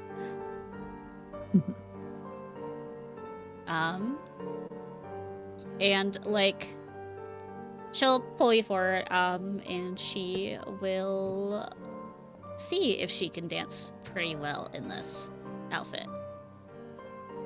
Okay. I forget I roll my sibling stuff to GM because I like my secrets. But Irina rolled a 17 on a performance check. Yeah, I see. Excellent. So Do she's I not. need to... If you want to, you may. Or wait, I forget your dancing rules. It was mostly to see how well she performs, and then if you want to see if you are keeping up with her or doing a little better. If you do a little better, we just assume in the narrative that you started taking the lead. Right halfway through? Yeah. Sure. Is performance, you said? It could be performance, it could be acrobatics. Yes, please. It could be whatever's your best stat, you just have to argue it with me. That's a 10. Okay. You do have an advantage because you're a noble. I do? Yes. The only people who do not have it, the only person who doesn't have an advantage 20. is Lottie, who does not have proper etiquette dancing. I have training. You do. And so Yeah, halfway through the dance, we are going to assume, narrative-wise, you start leading as, like, Irina's just cursing under her breath with, like, the big, skirt that she has to carry around with her. Mm-hmm. Yeah. And it's a little bit of silence as, like, she is keeping, up with the dancing Mhm. before she goes... So have you heard anything? Have you been getting any gossip around the ball? Gossip. Nothing especially comes to mind. I just spoke with Lottie. But I did ask her about her and Kat, which was interesting. Mm-hmm, mm-hmm. She But then didn't there's... say anything specific, but yeah, But then there's there's also something.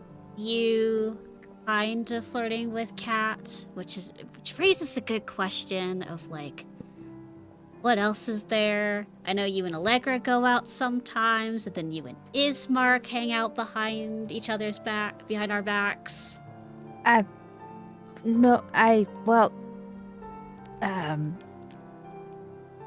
not especially looking for romance at the moment. People are just very friendly. Mm-hmm. Mm-hmm. Very friendly. And forward. Well, Allegra's very forward. I've known her since I was, like, little. She's always been like that. But it's interesting how you're always off with her and the whole thing that was happening before we came to the ball. And then there's that weird thing between you and Ismark in the dressing room. And then you're kissing Kat on the knuckles earlier. So I'm just trying to figure out. being polite. Mm-hmm. She looks very nice tonight. It's a compliment. So you don't like any of them? Well, we're companions. It would be rude to dislike them.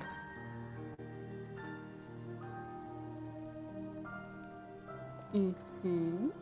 So no other intentions, just good old friendship? Yeah, yes. There's not really time for anything else. Well, I mean, we've been making time, and this is time right now in between the horrors of reality that is happening outside. But sure.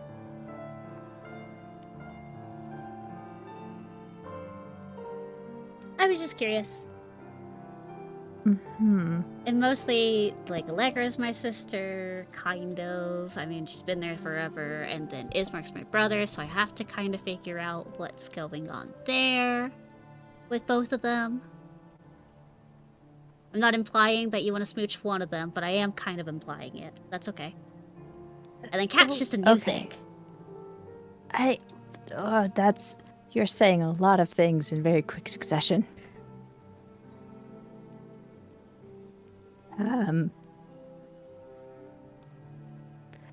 Kissing, that's a big table. Big thing to put on a table. Mm-hmm. Knuckles is one thing, hands, etc. That's it polite and it's gentlemanly, but it's been a long time since I've even considered anywhere else. You see Irina kind of nods her head. The teasing kind of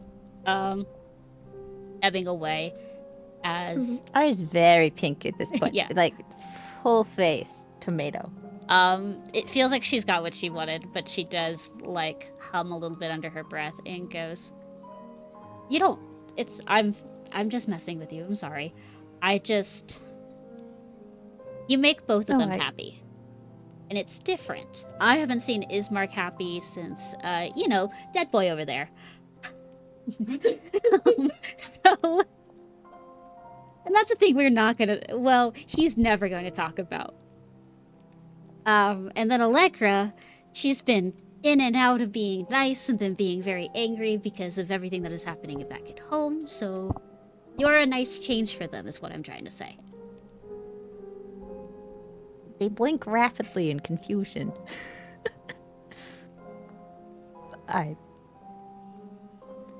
Oh.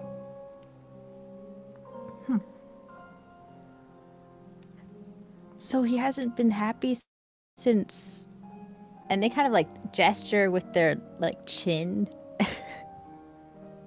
over at Escher.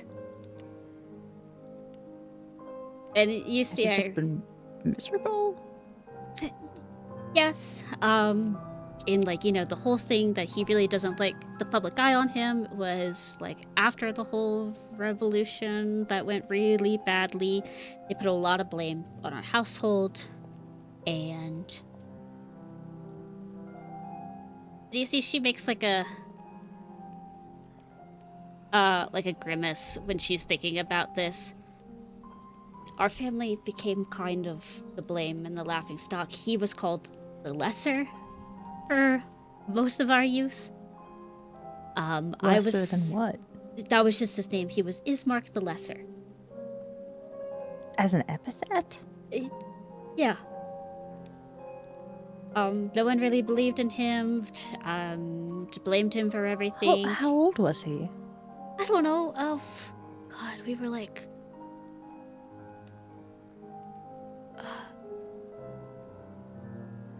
That was a decade ago, maybe. But like, our father was helping with the revolution, but he backed out last minute when people started falling apart. And Dismark and I didn't want to not stay behind in this whole situation because Dead Boy over there was in it.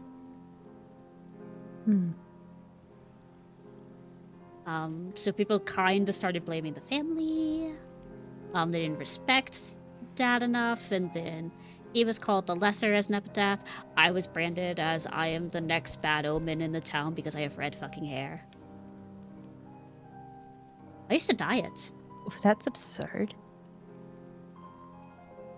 Red hair being an omen of ill fortune. And you see she nods her head and go, and like in a moment of like, I imagine just like a twirl. When she comes back, she thinks about it and goes, I'm losing track on who I've told people. But did I tell you what I technically am?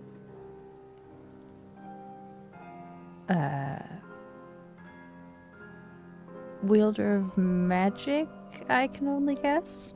Okay. So I know I told Allegra. Might have told someone. I told someone else, I think. Maybe it was Beth. I don't remember. It was kind of during the night where I exploded on you guys. But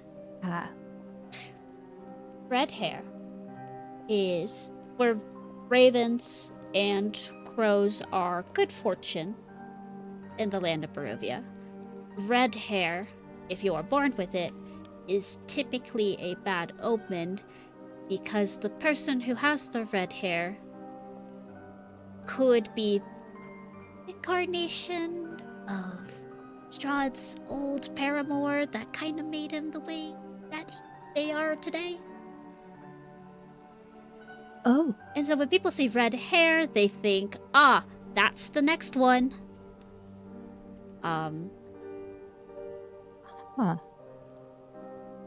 That makes sense with the way Kat explained how things work after death here. Mm-hmm. And I was told with Madame Eva that, guess who it is? It's me! So that's probably why Dispark's been freaking out a lot. Oh. We were going to go to the church. My condolences? I might die soon, I guess. That's just my curse. I'm trying not to think about it, which is why I thought the sword dancing, the sword practicing thing was going to be cool and fun, because maybe I could fight back. I don't know. I can teach you, but Why would you die? It happens every single time. It's whatever the stupid curse is about. It's he gets close to them, he has them so close, and then the next moment, some miserable, horrific death. The first one fell off the balcony of this damn castle. Oh. Okay, well, let's keep you One away of- from balconies. One of them drowned, like the place that Kat and Beth are from. That used to be an actual city, and then Strahd drowned it Oh, because the people tried no, to no kill. swimming. Heather. I'm a great swimmer. We made sure to do that when we were hypothetically thinking about this when I was like 10. Gee, okay. But Madame Wow. Ava did confirm it. And Anastasia also confirmed it. And Strahd definitely knows. But I tried not to talk about that during our 3-minute long dance. I just kept mentioning That's very wise. how pretty the castle was. I don't know. Yeah, you know what? Meaningless small talk is Mhm. perfect for balls. Mhm. Especially when there are much graver topics that could be discussed that should not be. That's quite a lot to be dealing with. Yeah. Oh, It's kind of why I am chipper all the time, because if I think about it too much, then everything's gonna go bad, and then my magic goes out of whack. and maybe you and Ismark should go back to Valaki after this instead of coming with us all after. I wouldn't want to put you in harm's way, especially if you've already got a target on your back. Aha, so you want me and Ismark to stay in the city where we lose our memories. Great idea. Mhm. Right. I don't want to I be forgot mean, so about sorry. I Hmm.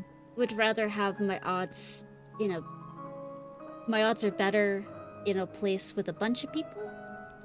But you do all need to know that eventually that devastation's kind of, I gotta go, I guess.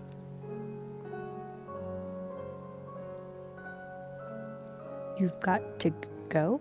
If I stay with all of you for too long, bad things will happen. So eventually I will have to just walk away, is what I'm saying. No, I've changed my mind, actually. I think that you'll just have to be stuck traveling with us forever. Sorry.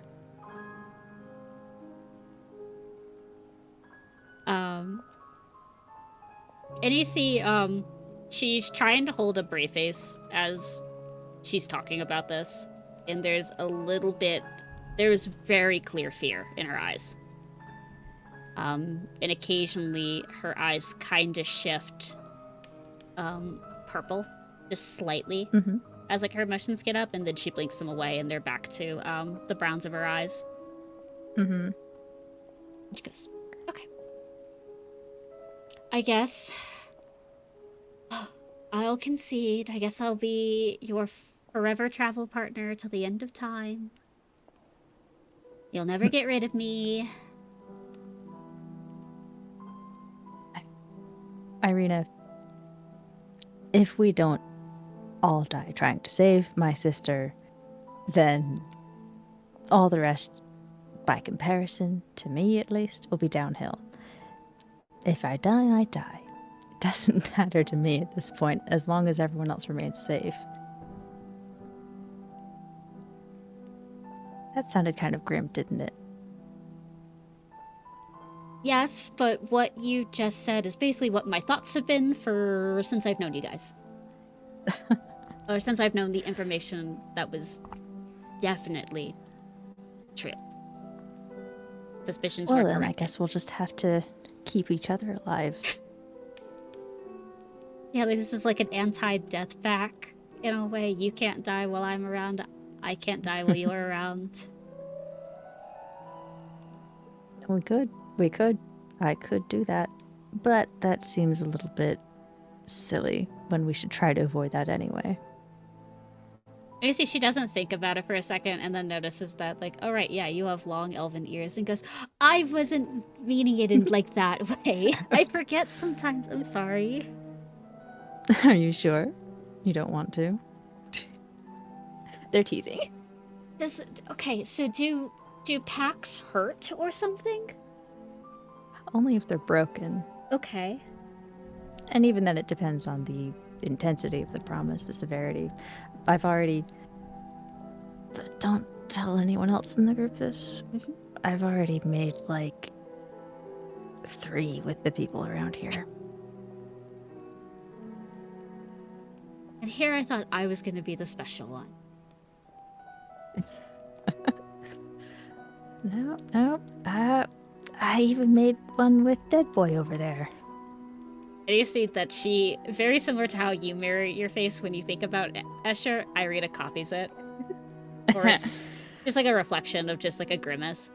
And goes, Yeah. please tell me it's funny. Well, it's not funny. It was a very explicit threat, let's put it that way. Okay. Basically, if he gets near his mark again without asking first, I've promised to brutally murder him.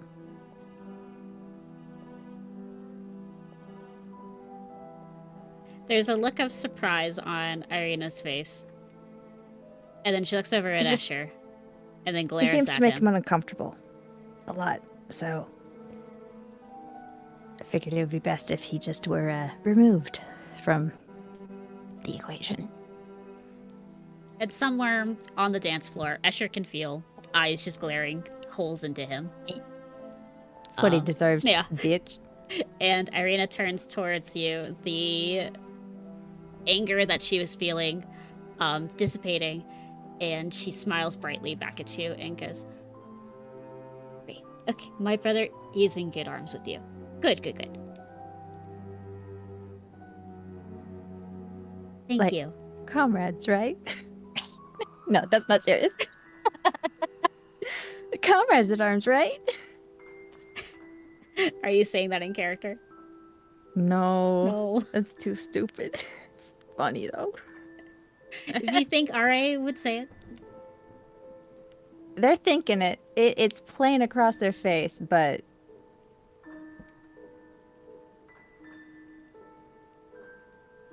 But they don't say it out loud yet. Just keep doing what you're doing. You bring a lot of joy to people. Okay. You know that thing that dogs do when they're confused, where they tilt their head and one ear goes up and the other goes down? Yeah. That's alright. No, like... But with the elf ears. When we talked about it, I was just like, when you're around... I mean, Allegra's not brooding all the time, but when she's brooding, you make her smile, and then you always make Ismark smile.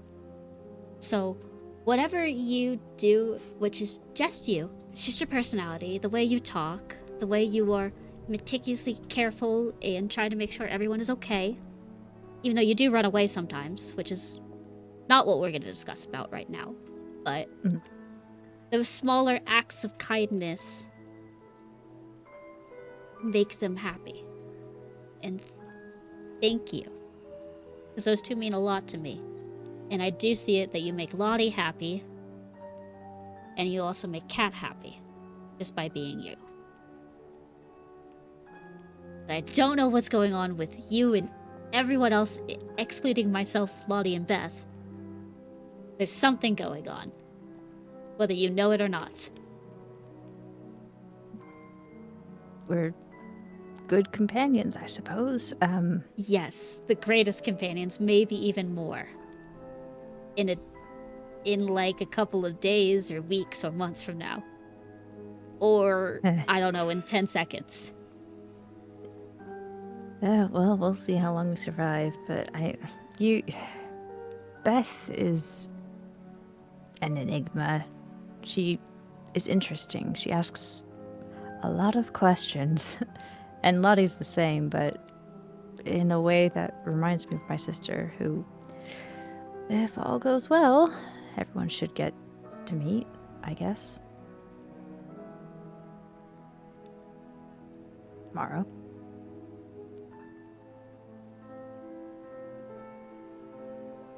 You see she smiles and goes, I can't. It's really hard to be peppy about something so serious, but I can't wait to meet her. And I'm sure you can't wait to see her too.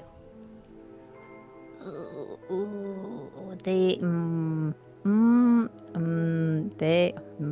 look conflicted.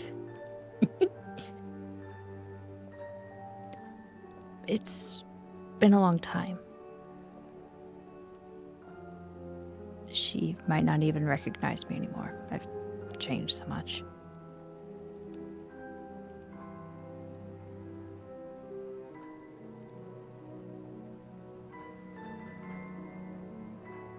Well, if she doesn't recognize you, and you want to keep that separated, her knowing that who you are, whatever it is, I'm not going to pry.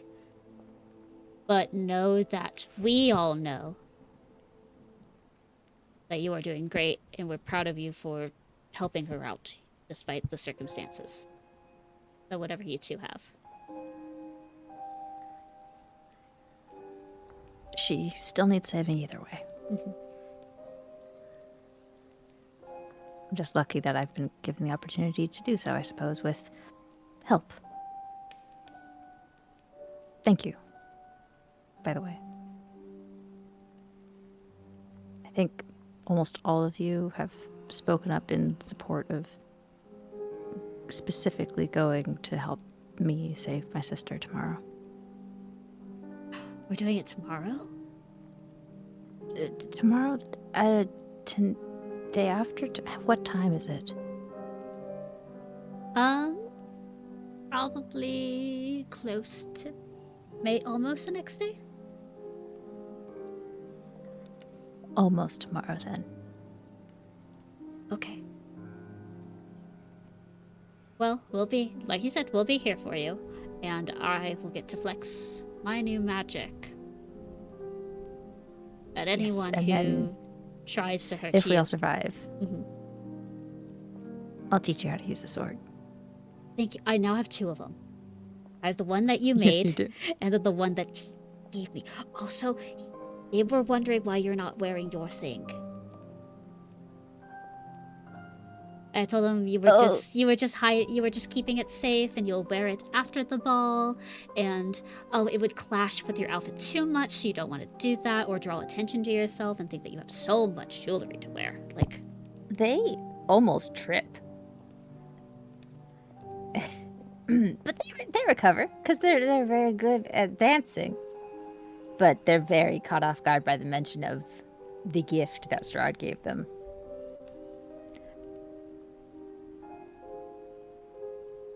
Yeah, clashing with the outfit, that's it.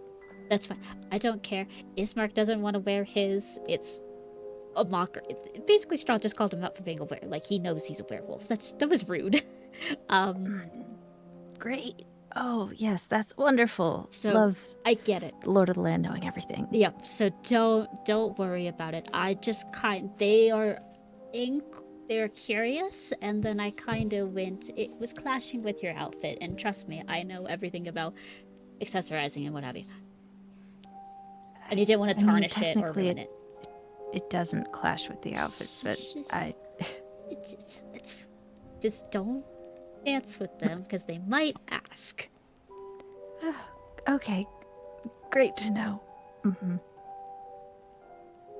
That's fine. It's not like, I know Allegra has hers on her, and Lottie probably has her deck of cards somewhere on her person. But, like, I can't carry a giant rapier onto the dance floor, so I don't know what the big deal is about it. Mine's not a weapon, but it's Still not something I'd rather wear in public. And she nods her head. It goes, that's okay. I was just letting you know. I greatly appreciate the heads up. Yeah.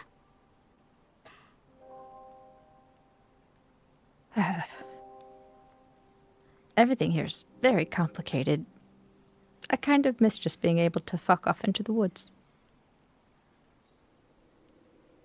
I think we'll be able to do that soon. I don't know, maybe we need more camping trips in the woods. Maybe we do. Maybe less fireballs this time, though. Yeah, that's the byproduct of the whole I'm the person who's going to die soon. Sorry. Well, we all managed to escape that perfectly fine after a day's rest or so. Mhm. Yeah. And you didn't start a forest fire, so all's well that ends well. Yep, that's great. Did you know certain parts? And then Arita will start blabbing about just the nature of Mhm.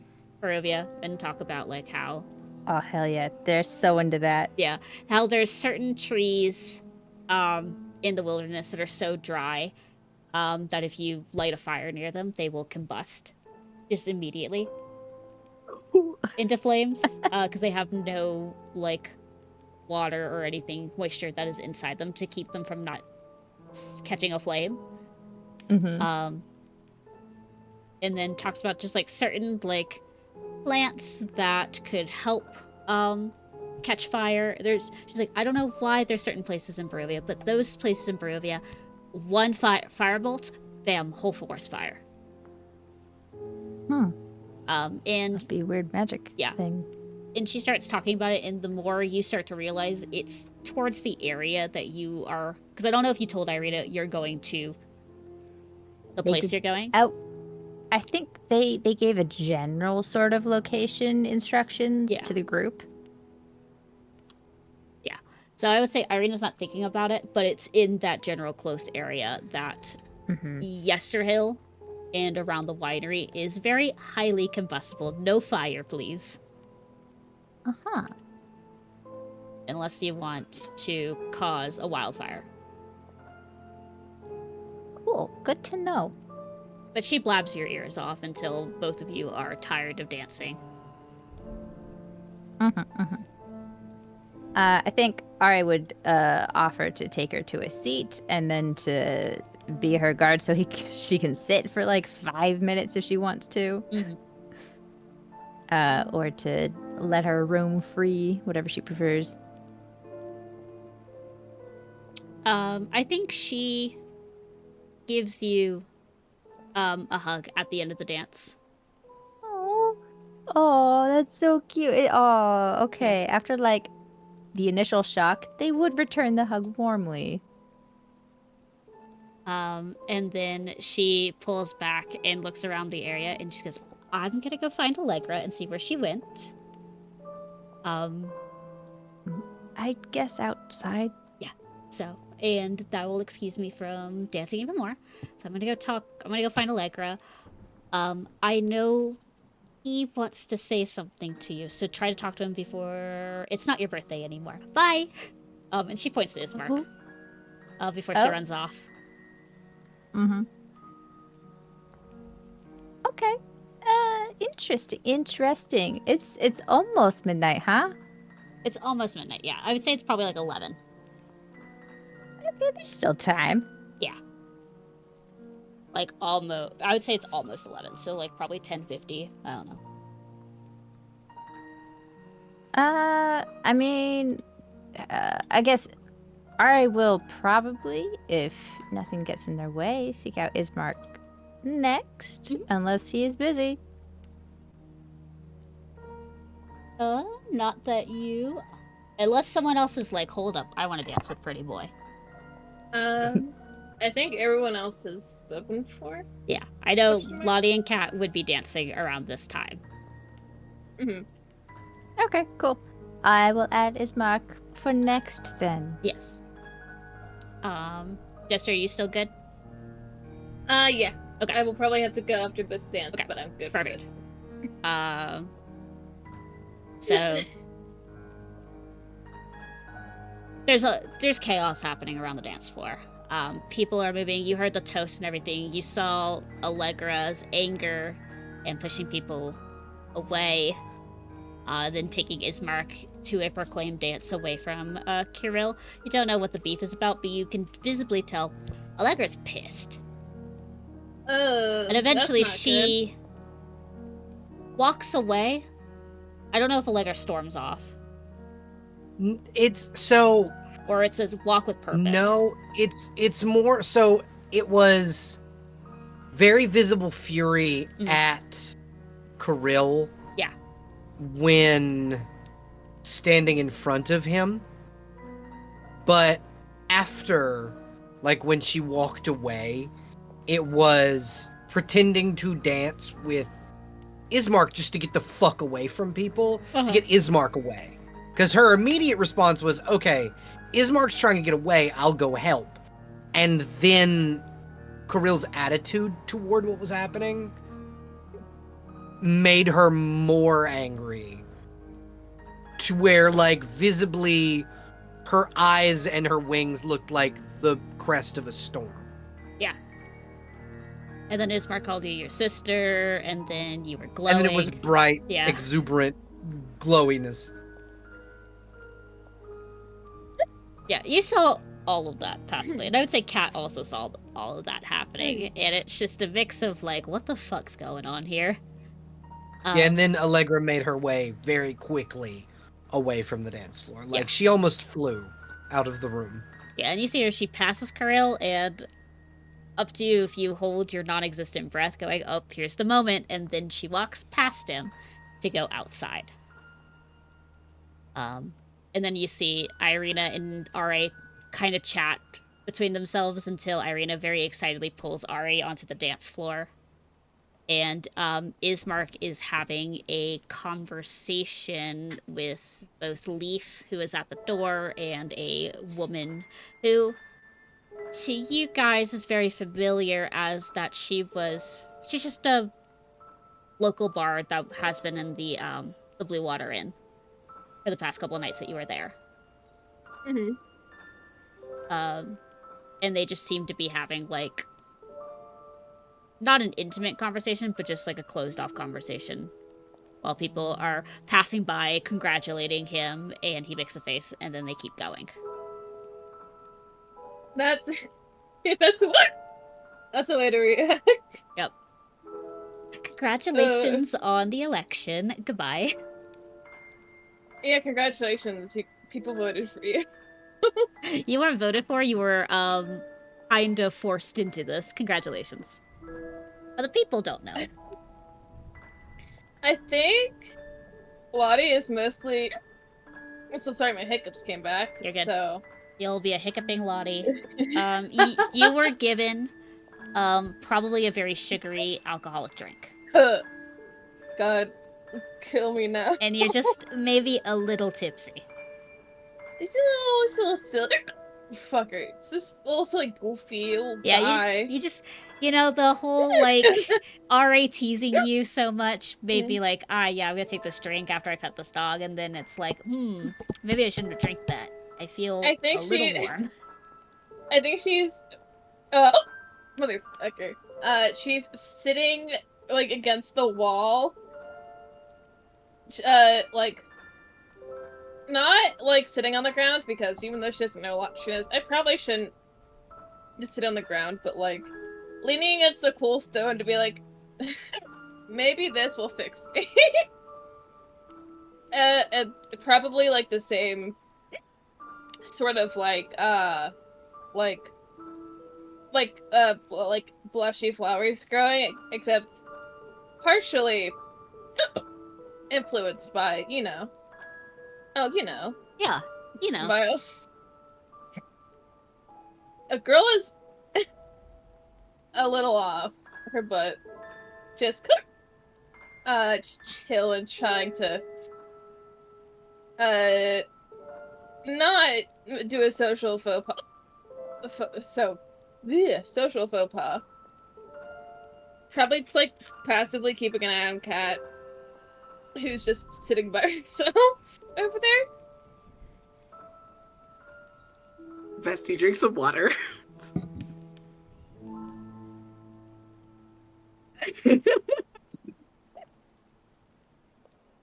But yeah, I think Kat is just taking a bit to compose herself after a very emotional night. It's had a lot of ups and downs so far, and it's not even done yet. No, of course not. But I was gonna say, if you didn't do anything, it's just me Lottie walking over and like to the yeah. I do think, contrary to the way that Kat waited for RA and Allegra to ask her to dance, when Kat sees that Lottie is not being occupied by somebody else, Kat will actually be the first to approach this time. It's eyeball emoji because it's the stupid meme of like is anyone gonna take that, and then just not waiting for the answer. Yeah. It's just her like against the like head back, like, you know when you're back against one, you like rest your head back so you're staring at the ceiling. Hope that's what she's currently doing. So Kat will step across the dance floor towards Lottie, hold out a hand.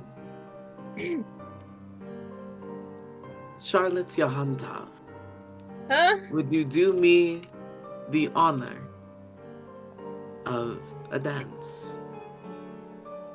Sure. Lottie, who's not been called by her full name, and what is presumably, I mean, besides Madame Maeve, presumably a long ass time, just The Kat's being fancy with it. she just looks at you and blinks a couple times and shakes her head. Yeah, I can do that. I think her hand fully misses yours the first time before getting it the second. Perfect. All right, and Kat moves the two of us towards the middle of the dance floor. Yeah. The girly pop is struggling. Oh, go ahead. I said, not just girly pop is having the moment. Yeah, no worries. So Kat leads this dance unless Lottie has any objections. None here. None here. All right. So, Hi. Charlotte, how have you been adjusting to Barovia? Well,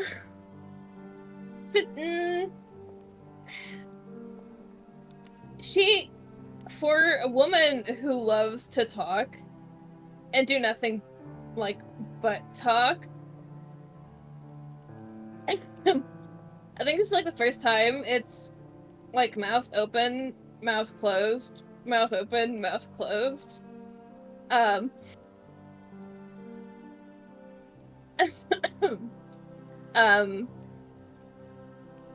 think after a while, and you know, I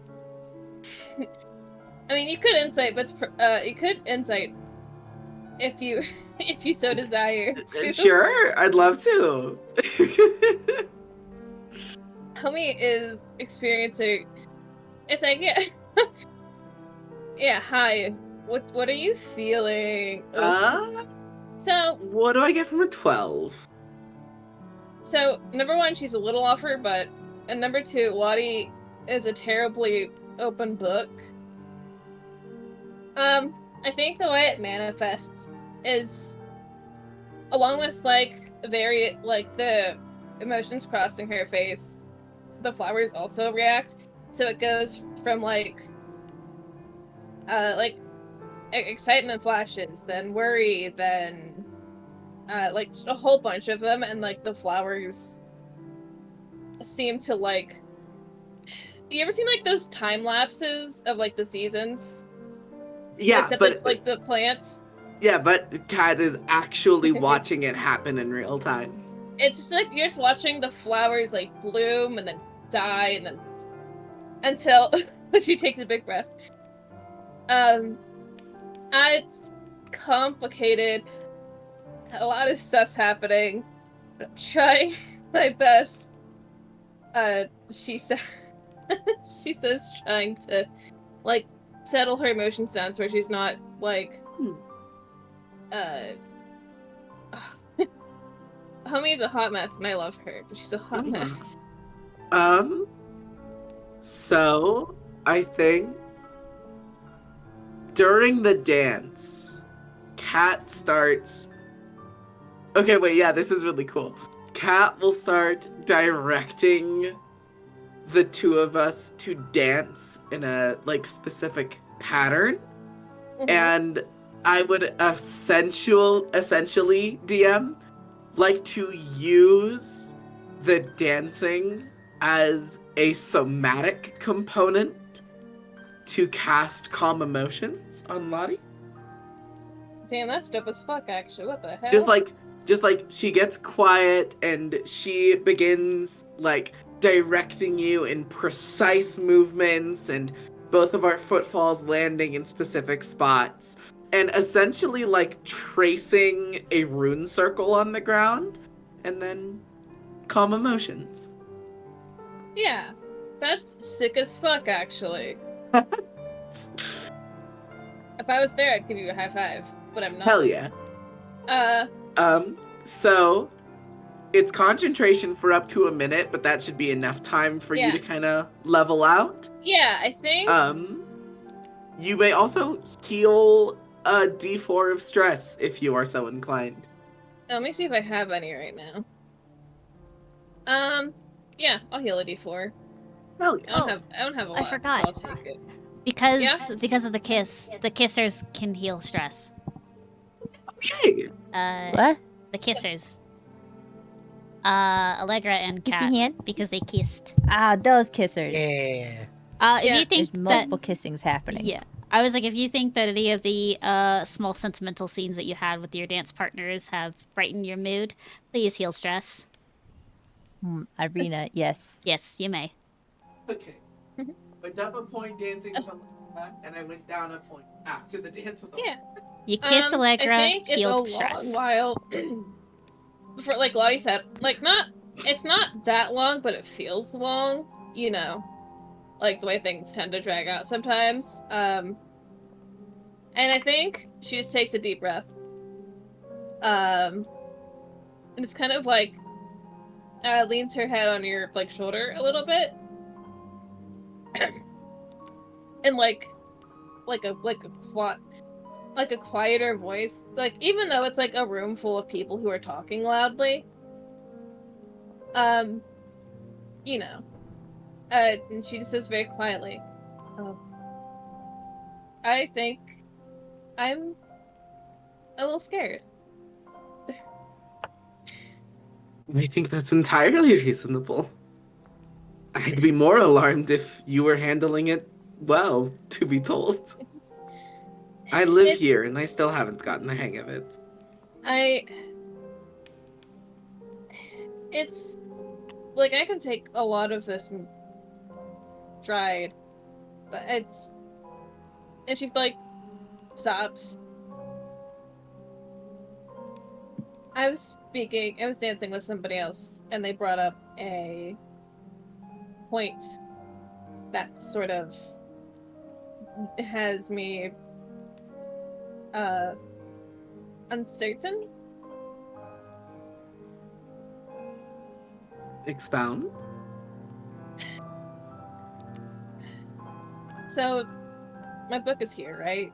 Like, this is all still like low toned, even though I'm sure there's vampires who can fucking hear shit. I fucking see you. My book is here, and I'm kind of nervous about reading it now that it's so close. Your journal? Yeah. Well, what about it makes you nervous? She like stares up at you with like, you know the, you know when like cats have those big watery eye. Uh-huh. It's like not like she's gonna cry, but like it's baby girl's eyes are so big and full of feelings. We don't have to get into it right now. I'm just making conversation. I know. I just I don't know. It's could you uh, do me a favor? Not like binding or anything. I just Yes. A a genuine, earnest favor as a friend. when Absolutely. when I get it back, do you think maybe you and maybe I have to talk to Allegra and see if she'd be okay with it, but like could you read it before I do? Absolutely. As long as you don't think it feels invasive. No. I mean, if I did, I wouldn't have asked. I wouldn't be asking. I mean, fair. But Sorry, I it's will honor your request. yeah, I appreciate it. It's I don't know. I'd like in one way, not knowing anything is a boon. It's like I don't have like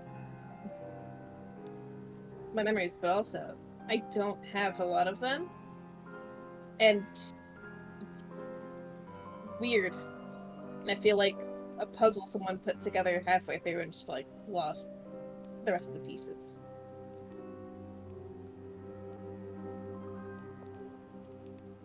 I understand. Actually, I understand very well. The two undead together. Yeah, you and I are very similar in the sense that we have had a brush with the end once or twice. And again, I think your puzzle analogy is actually very good. Just, I know I had the pieces in front of me, but it felt like some were missing and some don't fit where they're supposed to. There's something, and I can't remember what it is, and she'll pull out like her necklace with like the ring on it. I like logically, I'm aware of like what this is and like a standard definition sense, Yes. but I don't know why this makes me feel weird. But I don't want to take it off. And I feel bad if I don't have it. But at the same time I can't connect why. And it hurts to So, think about. you know what? It was probably very important to you. The DM is offering me a suggestion for something that I mean, don't know Kat would do in this moment. I mean, I have all emoji. So you don't Kat have to doesn't say. necessarily know it's a soul thing. I mean, you've seen weird soul shit with Lottie before, I mean, I that's think. fair. Finding some that. That's what I was. Oh, okay.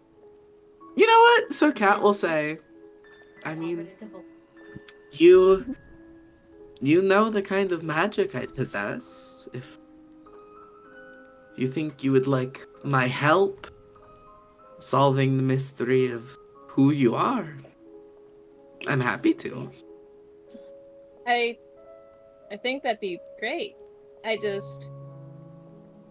want to.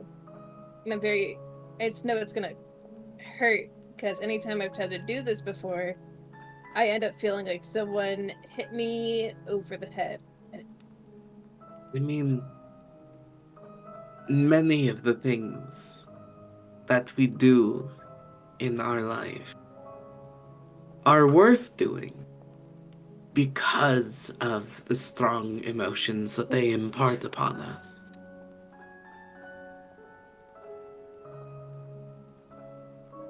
And I mean, when I get the book, I know it's probably not going to be a walk in the park either. Of course. But if you could help, I think that'd be nice. I mean, I understand completely. In fact, to disagree with this would be hypocritical, because I have all the answers to my past life and all of those missing holes in my memories right there in the other room. And she'll just, like, Claudia's, like, look over, like, her shoulder for a second and look back at Kat and, like, tilt her head a little bit. My mother is in the courtyard, and Oh. I could just walk over and strike up a conversation. And maybe my memories, what I have of them, have misled me. Maybe I think about her wrong, but I know how I feel when I think of the prospect of confronting her. And so I don't. And in a way, we have parallel circumstances. There are quite a lot of them, actually. Yes, I'm realizing more and more that I have a lot of things in common with everyone in our little coterie. Maybe that's the reason the mists put us all together. I mean, I was thinking that. I wasn't sure if I was gonna say it, but I mean, if it like takes people for like a reason, then it could be You feasibly know, possible. usually the mists will take someone if they already have a connection to something within Barovia. The mists will pull people in who might be looking for something within Barovia.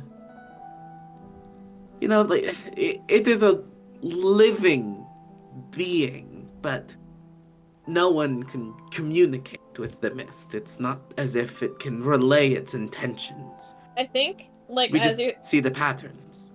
as you're like saying this, you're watching. Like, Lottie was originally like pretty like conflicted because like, you know, hey, in order to remember stuff, you're gonna have to deal with the headache. Then like the concept, you bring up the concept of like, oh yeah, you can't really talk to the mist, and it's like you're just watching the spark of like somebody with a very bad idea slowly right in front of you. Not even a check, you could see it in her face. Now, Lottie, I am also a person with an inquisitive mind, but I don't know if I enjoy the look that's on your face. What look? I was thinking. The look that you're up to something. I'm not up to anything. I'm just thinking that, like, in theory, like, like, who's to say it can't communicate in other ways? Like, if it can't talk, obviously, it's mist, but like, it can make shapes, like pantomime something. If it's alive. Yes.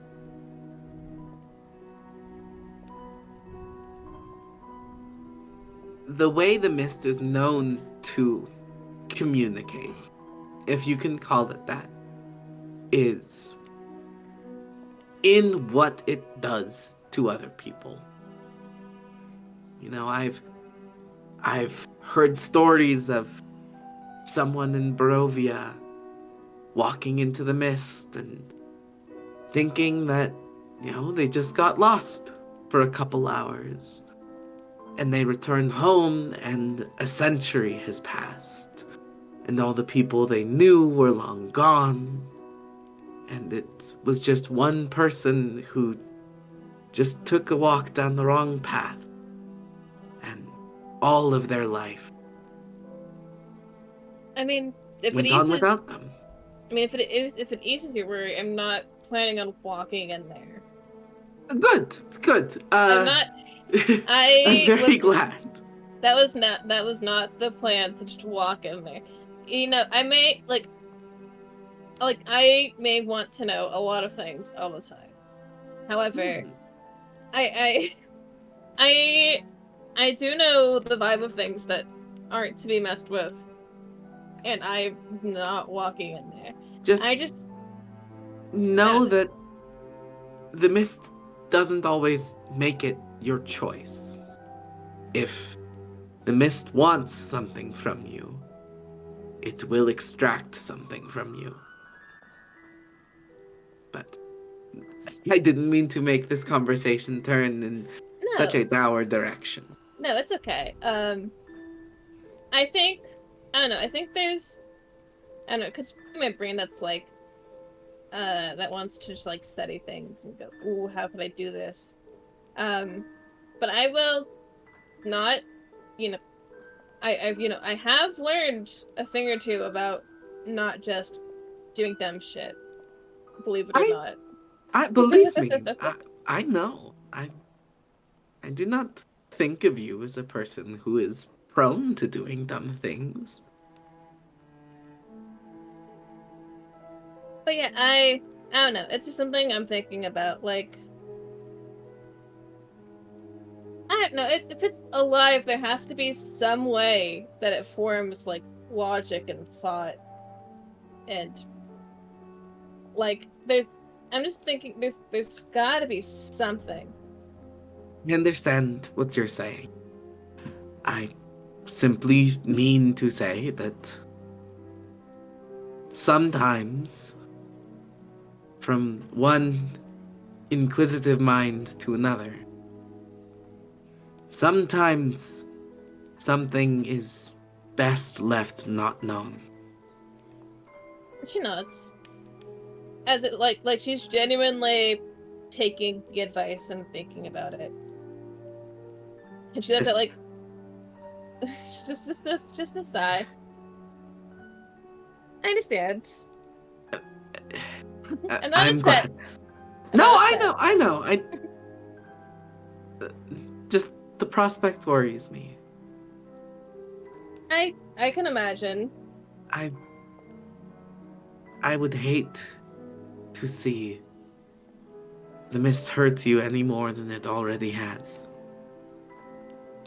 You have already been displaced from your home and brought into a strange land.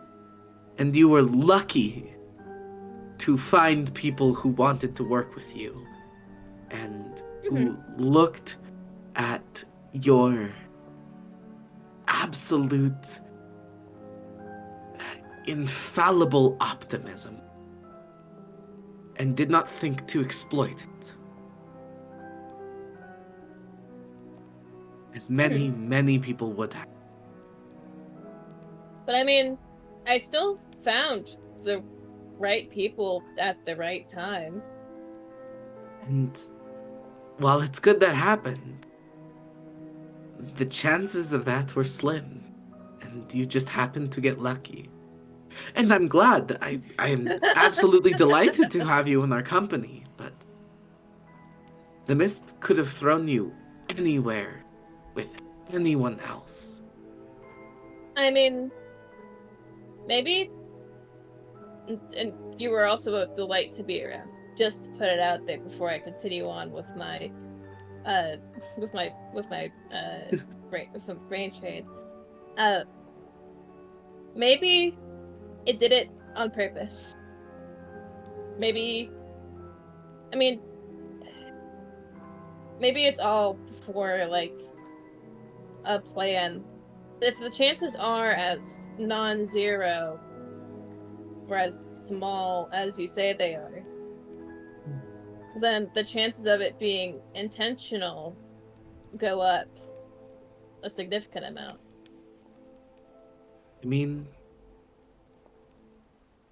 who's to say? The mist is, despite many people's best efforts, inscrutable. I mean, But in any case, it still led me to you and to everybody else. So I yes, think, even if it's an unknowable thing that's horrific and terrible, and you definitely shouldn't walk into it. And not that I'm giving it any undue credit that it doesn't need. I still think, at least for at least for what has happened, that I'm grateful I got to meet all of you, even though it's been a weird introduction and a strange adjustment to a land that seemingly wants to kill you at every turn.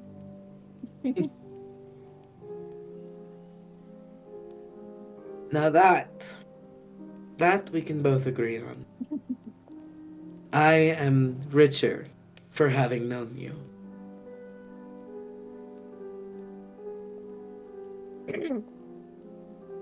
The flowers on. Sorry, I coughed. My throat's fucked. The flowers in her hair start blooming again. Are you okay, Lottie? You kind of have Yeah, a flush about you. yeah, I'm fine. It was, it's probably just the drink someone gave me earlier. I'm Do you need to go fine. sit down? No, I'm good. I'm good. I'm just a little hot in the face is all. Well, drink some water or something. I will.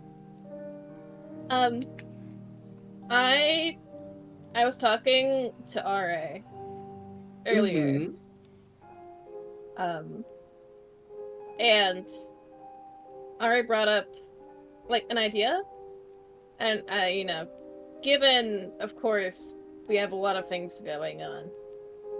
But when time allows, I think it'd be really fun if we could go to like a, I don't know if it's like too dorky or whatever, but like go to like one of those like big bookstore, like the if Milwaukee wasn't memory hell. Back to that bookshop or like a really nice library and just like hang out or cough or like over a drink or something. I think that could be fun. You could always ask our host if we might, just for the evening, be permitted access to Ravenloft's libraries. I mean, I wouldn't say no. I do have to talk to him anyway. At some point. So while I'm there, it couldn't hurt to ask. Only if you're so inclined. Barovian galas, especially those held at Castle Ravenloft, tend to last well into the next morning. And considering we only need what? Half a night's quote unquote sleep? I personally call it dormancy, but yes. We need something to occupy the hours while the breathing guests are all sleeping. She sticks her tongue out at you as you're like, well, I call it this, and she's like, well, meh. Well, I like to call it sleep. I haven't slept since I became what I am. Maybe you should try it at least once. I mean, you don't have to. Obviously, you're your own person. Of course. But like, I don't know. To me personally, it's nice just to spend. Like, while it is nice that I can have like early waking hours to do insane writings and making conspiracy thoughts and theories and what have yous, and I still think even once in a while it's a nice 8-hour reset of a very long day. It's kind of nice. I mean, having 20 hours in the day means there's so much more I can get done. But more so than I think the reason why I don't sleep, the reason why I don't indulge in food is because I would know it's not the same. And I would just be chasing a feeling that was lost to me years ago. I am fine with what I am. And I am lucky to be what I am now. Most people die once, and that is it. And for reasons that are beyond me, I still step foot here. But I know I am different. I do not need to chase living comforts. I am here because I have work to do. Different can be interesting. I just think Perhaps. it's just something that I enjoy. You know, not everyone is me, and I understand that. Which And I is mean, exactly why I don't really have much to say about you going out of your way to eat and sleep, because you still want to enjoy those things. And I think that's fair for you to want to enjoy those things. And I mean, sometimes, you know, it's nice, but also having the ability to sleep 4 hours also means I do get to go bother you for like 4 hours.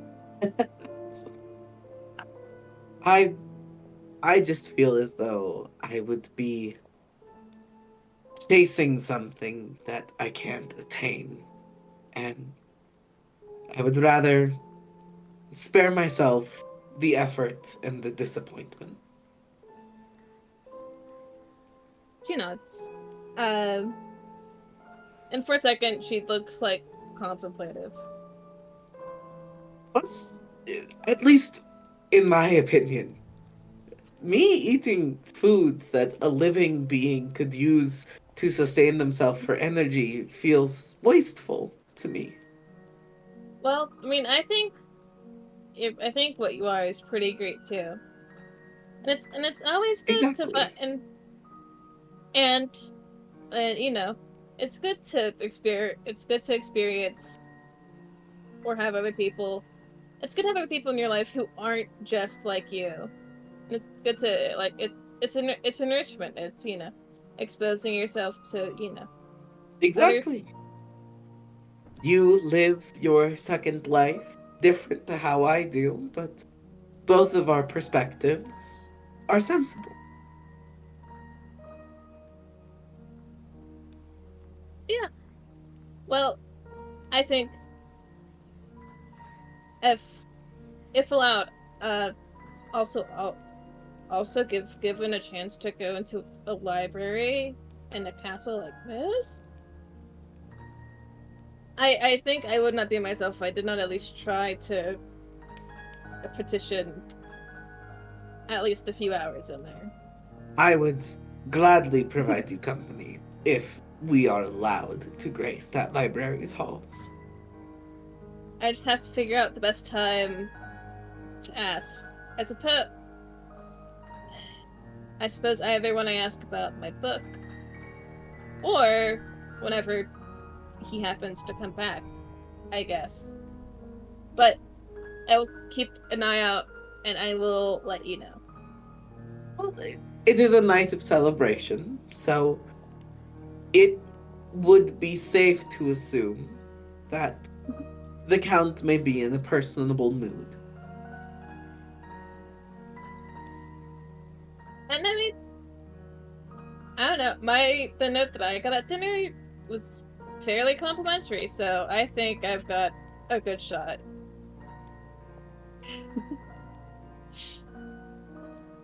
But yeah. I'm also glad you found me, because I was just gonna sit there against the wall staring at the ceiling until stars stopped showing up in my vision. Anyway. Fair enough. Not- I go, huh? not that I didn't want to dance with you. I did, but I mean, we did but- just dance. We just had Yeah. a full dance and Yeah. pleasant conversation, I would say.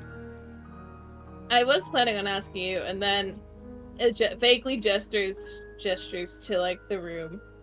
That happens. So it was.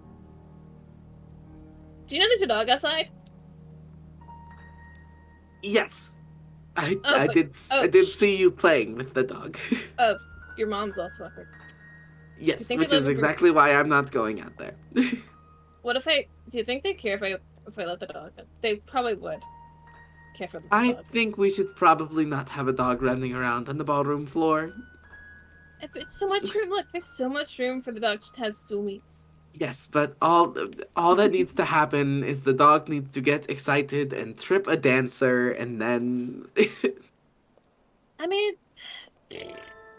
fine. I won't let the dog into the castle. I think that is a sound idea. Hmm. If the Count has the dog out in the courtyard, it is probably for a reason. I guess. It's still very nice talking to you. I've been trying to be better at, like, talking to people more. We have all been very busy.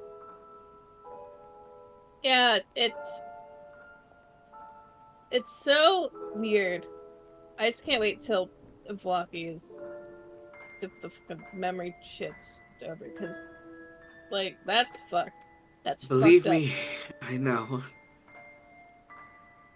And I think Kat slowly starts leading them off of the dance floor. Yeah.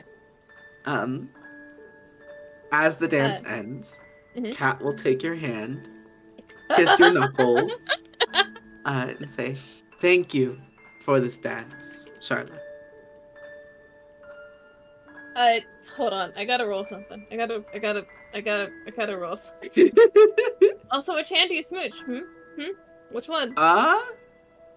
You know what? Your prosthetic one.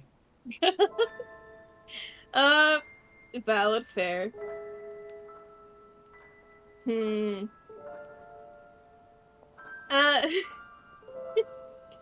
I think she sits there for a second, and like right as like they're about to separate, I think she like grabs your hand for a second.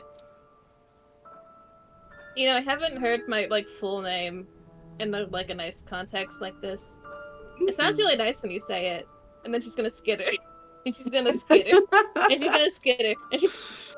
I know I've said this before, but if blood flowed throughout Kat's veins and She's her skitter. face could blush, she Oh, would. he's rawhide. Fuck, that's rawhide. I'm gonna hang out.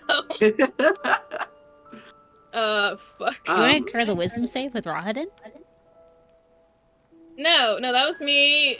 That was me pondering the how well together can she put this? I think she's gonna go outside with the dog. She's zoomies around the dance floor. Put go outside with the dog. I think I have a very interesting last thing I want Kat to do for the session, Okay. and then I will tap out for the remainder. Okay.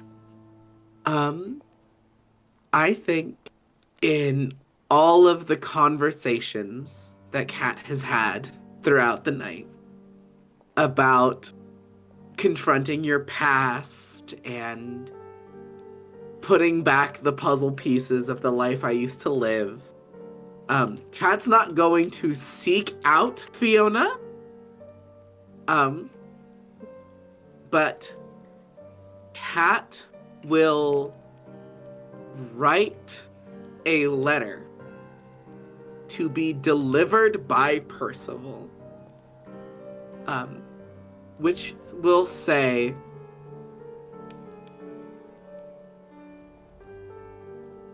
"I will return to Vallaki soon." No other context, but Fiona will ultimately know because it's Percival delivering the letter who it is Yeah, from. I was gonna say. Percival, she'll remember. Yeah. And I think will kind of sequester herself into the corner of the ballroom here and will make her best efforts, especially because Fiona hasn't seen Kat in a long time and she has a mask on and her hair is different and she's wearing a different outfit and she's covered in all these like witch tattoos that she didn't have before. She's hoping that by like kind of remaining active over here in the corner, that Fiona won't clock that it's her, even if she comes into the ballroom. Yeah, it's gonna be like the fun little cinematic thing of like every chance that she has that she could spot you, you're already gone. Yeah, exactly. Then I will allow that. Yeah. Do with it what you will, but Fiona will receive that letter. I will return to Vallaki soon. And then, instead of having Percival return to me, I will have Percival fly out the window after the letter is delivered and vanish him to his pocket plane, basically. To make it seem as though he's like flying away from Castle Ravenloft. Okay. Yeah. Could you make a Arcana, like your spellcasting modifier? I would say if you have proficiency in Arcana, I would do Arcana. I do. But I would do it at advantage. Okay. Mm-hmm. Yeah, because even if it's an intelligence skill, Arcana is still better than my flat wisdom. Yeah. 22. Okay. I just want to see how well it's seamless the way Percival, like you time it, and I guess at this point you would be outside the window, just watching Percival fly off, just to kind of calculate, okay, this is the perfect vantage point to have him disappear and act like he dipped into the foliage outside the walls. Exactly. But to the outsiders, the audience that Kat would not be privy to. I mean, I can look through Percival's eyes as the letter is delivered. If you want to, yeah. I think so, yeah. Yeah. So to Kat and to Kat's cat and the audience. Haha. I think Fiona's in the middle of conversing with in the moment how I pictured, she's conversing with Anna Kreskov. And they're just two mothers talking about Ilya, who's just kinda a little 12-year-old boy just kind of standing there looking between these two women that are complimenting him. Fiona's asking about his academics and what have you, and Anna's just politely complimenting her own son and just enjoying this little moment of just two girls catching up. And when Percival kind of waits until someone opens the door to outside, squeezes himself out, and pitter-patters his way in between Ilya's legs through Anna's, and then comes to like rub around Fiona. And for you, was Percival always a Tressum? Or do you think he was just a black cat and then eventually became a Tressum after you died? I think he was a black cat and then became a Tressum once I like re-summoned him as my witch familiar. Yeah. Or Leonino is technically the stat block we use, but whatever. Same design element. Cat with raven feather wings. And Ilya goes over to pet the cat, getting Fiona's attention, and she looks down, and Percival does a very cute, affectionate way of like, I'm gonna roll over, but I have something in my mouth, and you should take. And not at the moment, she doesn't think about Percival. She takes the letter, sees her name on it, I would assume, and reads it. And whatever drink she had in her hand falls on the ground and just kind of shatters. And she apologizes to both Anna and Ilya quickly that she has to excuse herself. And apologies for the mess that she created. She'll go find someone to clean it up. And she kind of surveys the room to see if she could find what you assume is you at the moment. Sees nothing. And then, when she sees... Really tries to find the person who has the letter, and then looks down to, Percival, and you can see the intelligence in her eyes putting things in place. And she goes to say something, and then Percival darts off, and then takes flight. Before she can, like, grab him. Perfect. So yeah, to the audience, there's a frantic woman outside looking around for something. Lottie petting a dog while some poor woman is skittering outside. Yeah, I was gonna say, you probably got, jumped by Irina, who says, we should go find Allegra. Ah! Okay! You can bring the dog. Come on, let's go. Okay, Buddy I'm system. going! I'm going! Hold on, I'm still stumbling! Give me... That's okay. I'm going. I think, yeah, Irina hikes her dress and loops her arms around you and starts pulling you to go find Allegra wherever she is. I think it would be funny. Yeah. If fucking Vasilka also went, so it's all three of the redhead. Yeah, all three of the redheads who all look exactly the same. Except, Lottie is blonde right now. Yeah, Lottie but is basically blonde. looks the same. Aside, it's like looking at Irina if Irina was blonde. Yeah, I Basically. think Irina shouts that she wants to go investigate where Allegra went, and then Vasilka just hears Allegra and then starts to follow them. By proxy. Phenomenal. There. Staring. Yeah. It is 1 a.m.? Correct? Oh, yeah, it is. Yes. Near, Eastern very Standard? near Okay. 1 a.m. I know Celeste has to leave work in 30 minutes, so do we want to call it here? And then we'll pick up on the dance with Ismark, Beth's dances, and then a Ludmilla fight. I mean, that's fine with me. Yeah. I'm down. Yeah, okay. I just wanted to make sure that was okay. Because I feel like if I do the combat scene with Allegra, we're gonna be here till like 3 a.m. We could also do, because with kind of like what we did with Tara in the the pits, where it was skill check rather than full on combat. Yeah. That way it doesn't take forever. Up to you. Yeah, I think that would be... Yeah, exactly. Combat's often like a dance. Yeah. Mm-hmm. So do you wanna try dealing with it now, or you wanna wait till next session? I can do either or. So whichever one would be easiest for everybody else, because it is, again, like you said, 1 a.m. Yeah, I know. Yeah, I mean, Jester's got a dip. Yeah, I'm Just hanging got out a dip. I have to leave soon anyways. Yeah, so let's do it next session. Hell yeah. Good game, guys. Good fucking game. Thank you for all. Yeah, it was fantastic. I whispered to Celeste in the middle of all this, and I went, every time Creepy's gone, y'all just turn up the flirting towards each other's characters. I mean, I wasn't gonna Okay, do I it. don't think it's something I try to do on purpose. It just always happens in a funny way.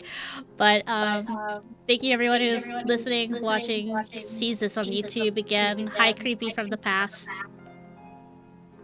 Hi, Creepy. Hello, Creepy. If you're Hello. watching the VOD, thank you for listening to this drama session. We will do your stuff next session, and then the combat in Ismark, and then whatever, if Lottie and or Kat have any additional other things they want to do. Otherwise, we will conclude the dance next session, hopefully. Uh, I have one more Uh, dance after Ismarok. You want to dance with Ludmilla, right? No, I'm Blanca. skipping that. There's Okay. not going to be enough time. One more if dance. she's available, Valenta. Yes. If not, You can, without, because the idea of you will all be staying at the castle for the night, and then whatever bargain RA has with Strahd will enact to get you guys to the place very quickly. So you have time to talk to the other brides outside of a social engagement. yeah. I mean, I'm gonna have to find Strahd eventually. Go, hey, can I hang out in your library with Katarina? Also, can I have my book back? Yeah. Bitch. Wow. I'm not gonna say that. Don't I'm do not it. gonna say do that. It, see what I'm happens. not. No. Yeah. Poke the bear. No. Please poke the bear. World's fastest way to retire a character. Call Strahd a bitch. Yeah. But yeah, thank you everyone for listening, watching. We'll see you all in 2 weeks when we play Curse of Strahd again. Bye-bye. Bye.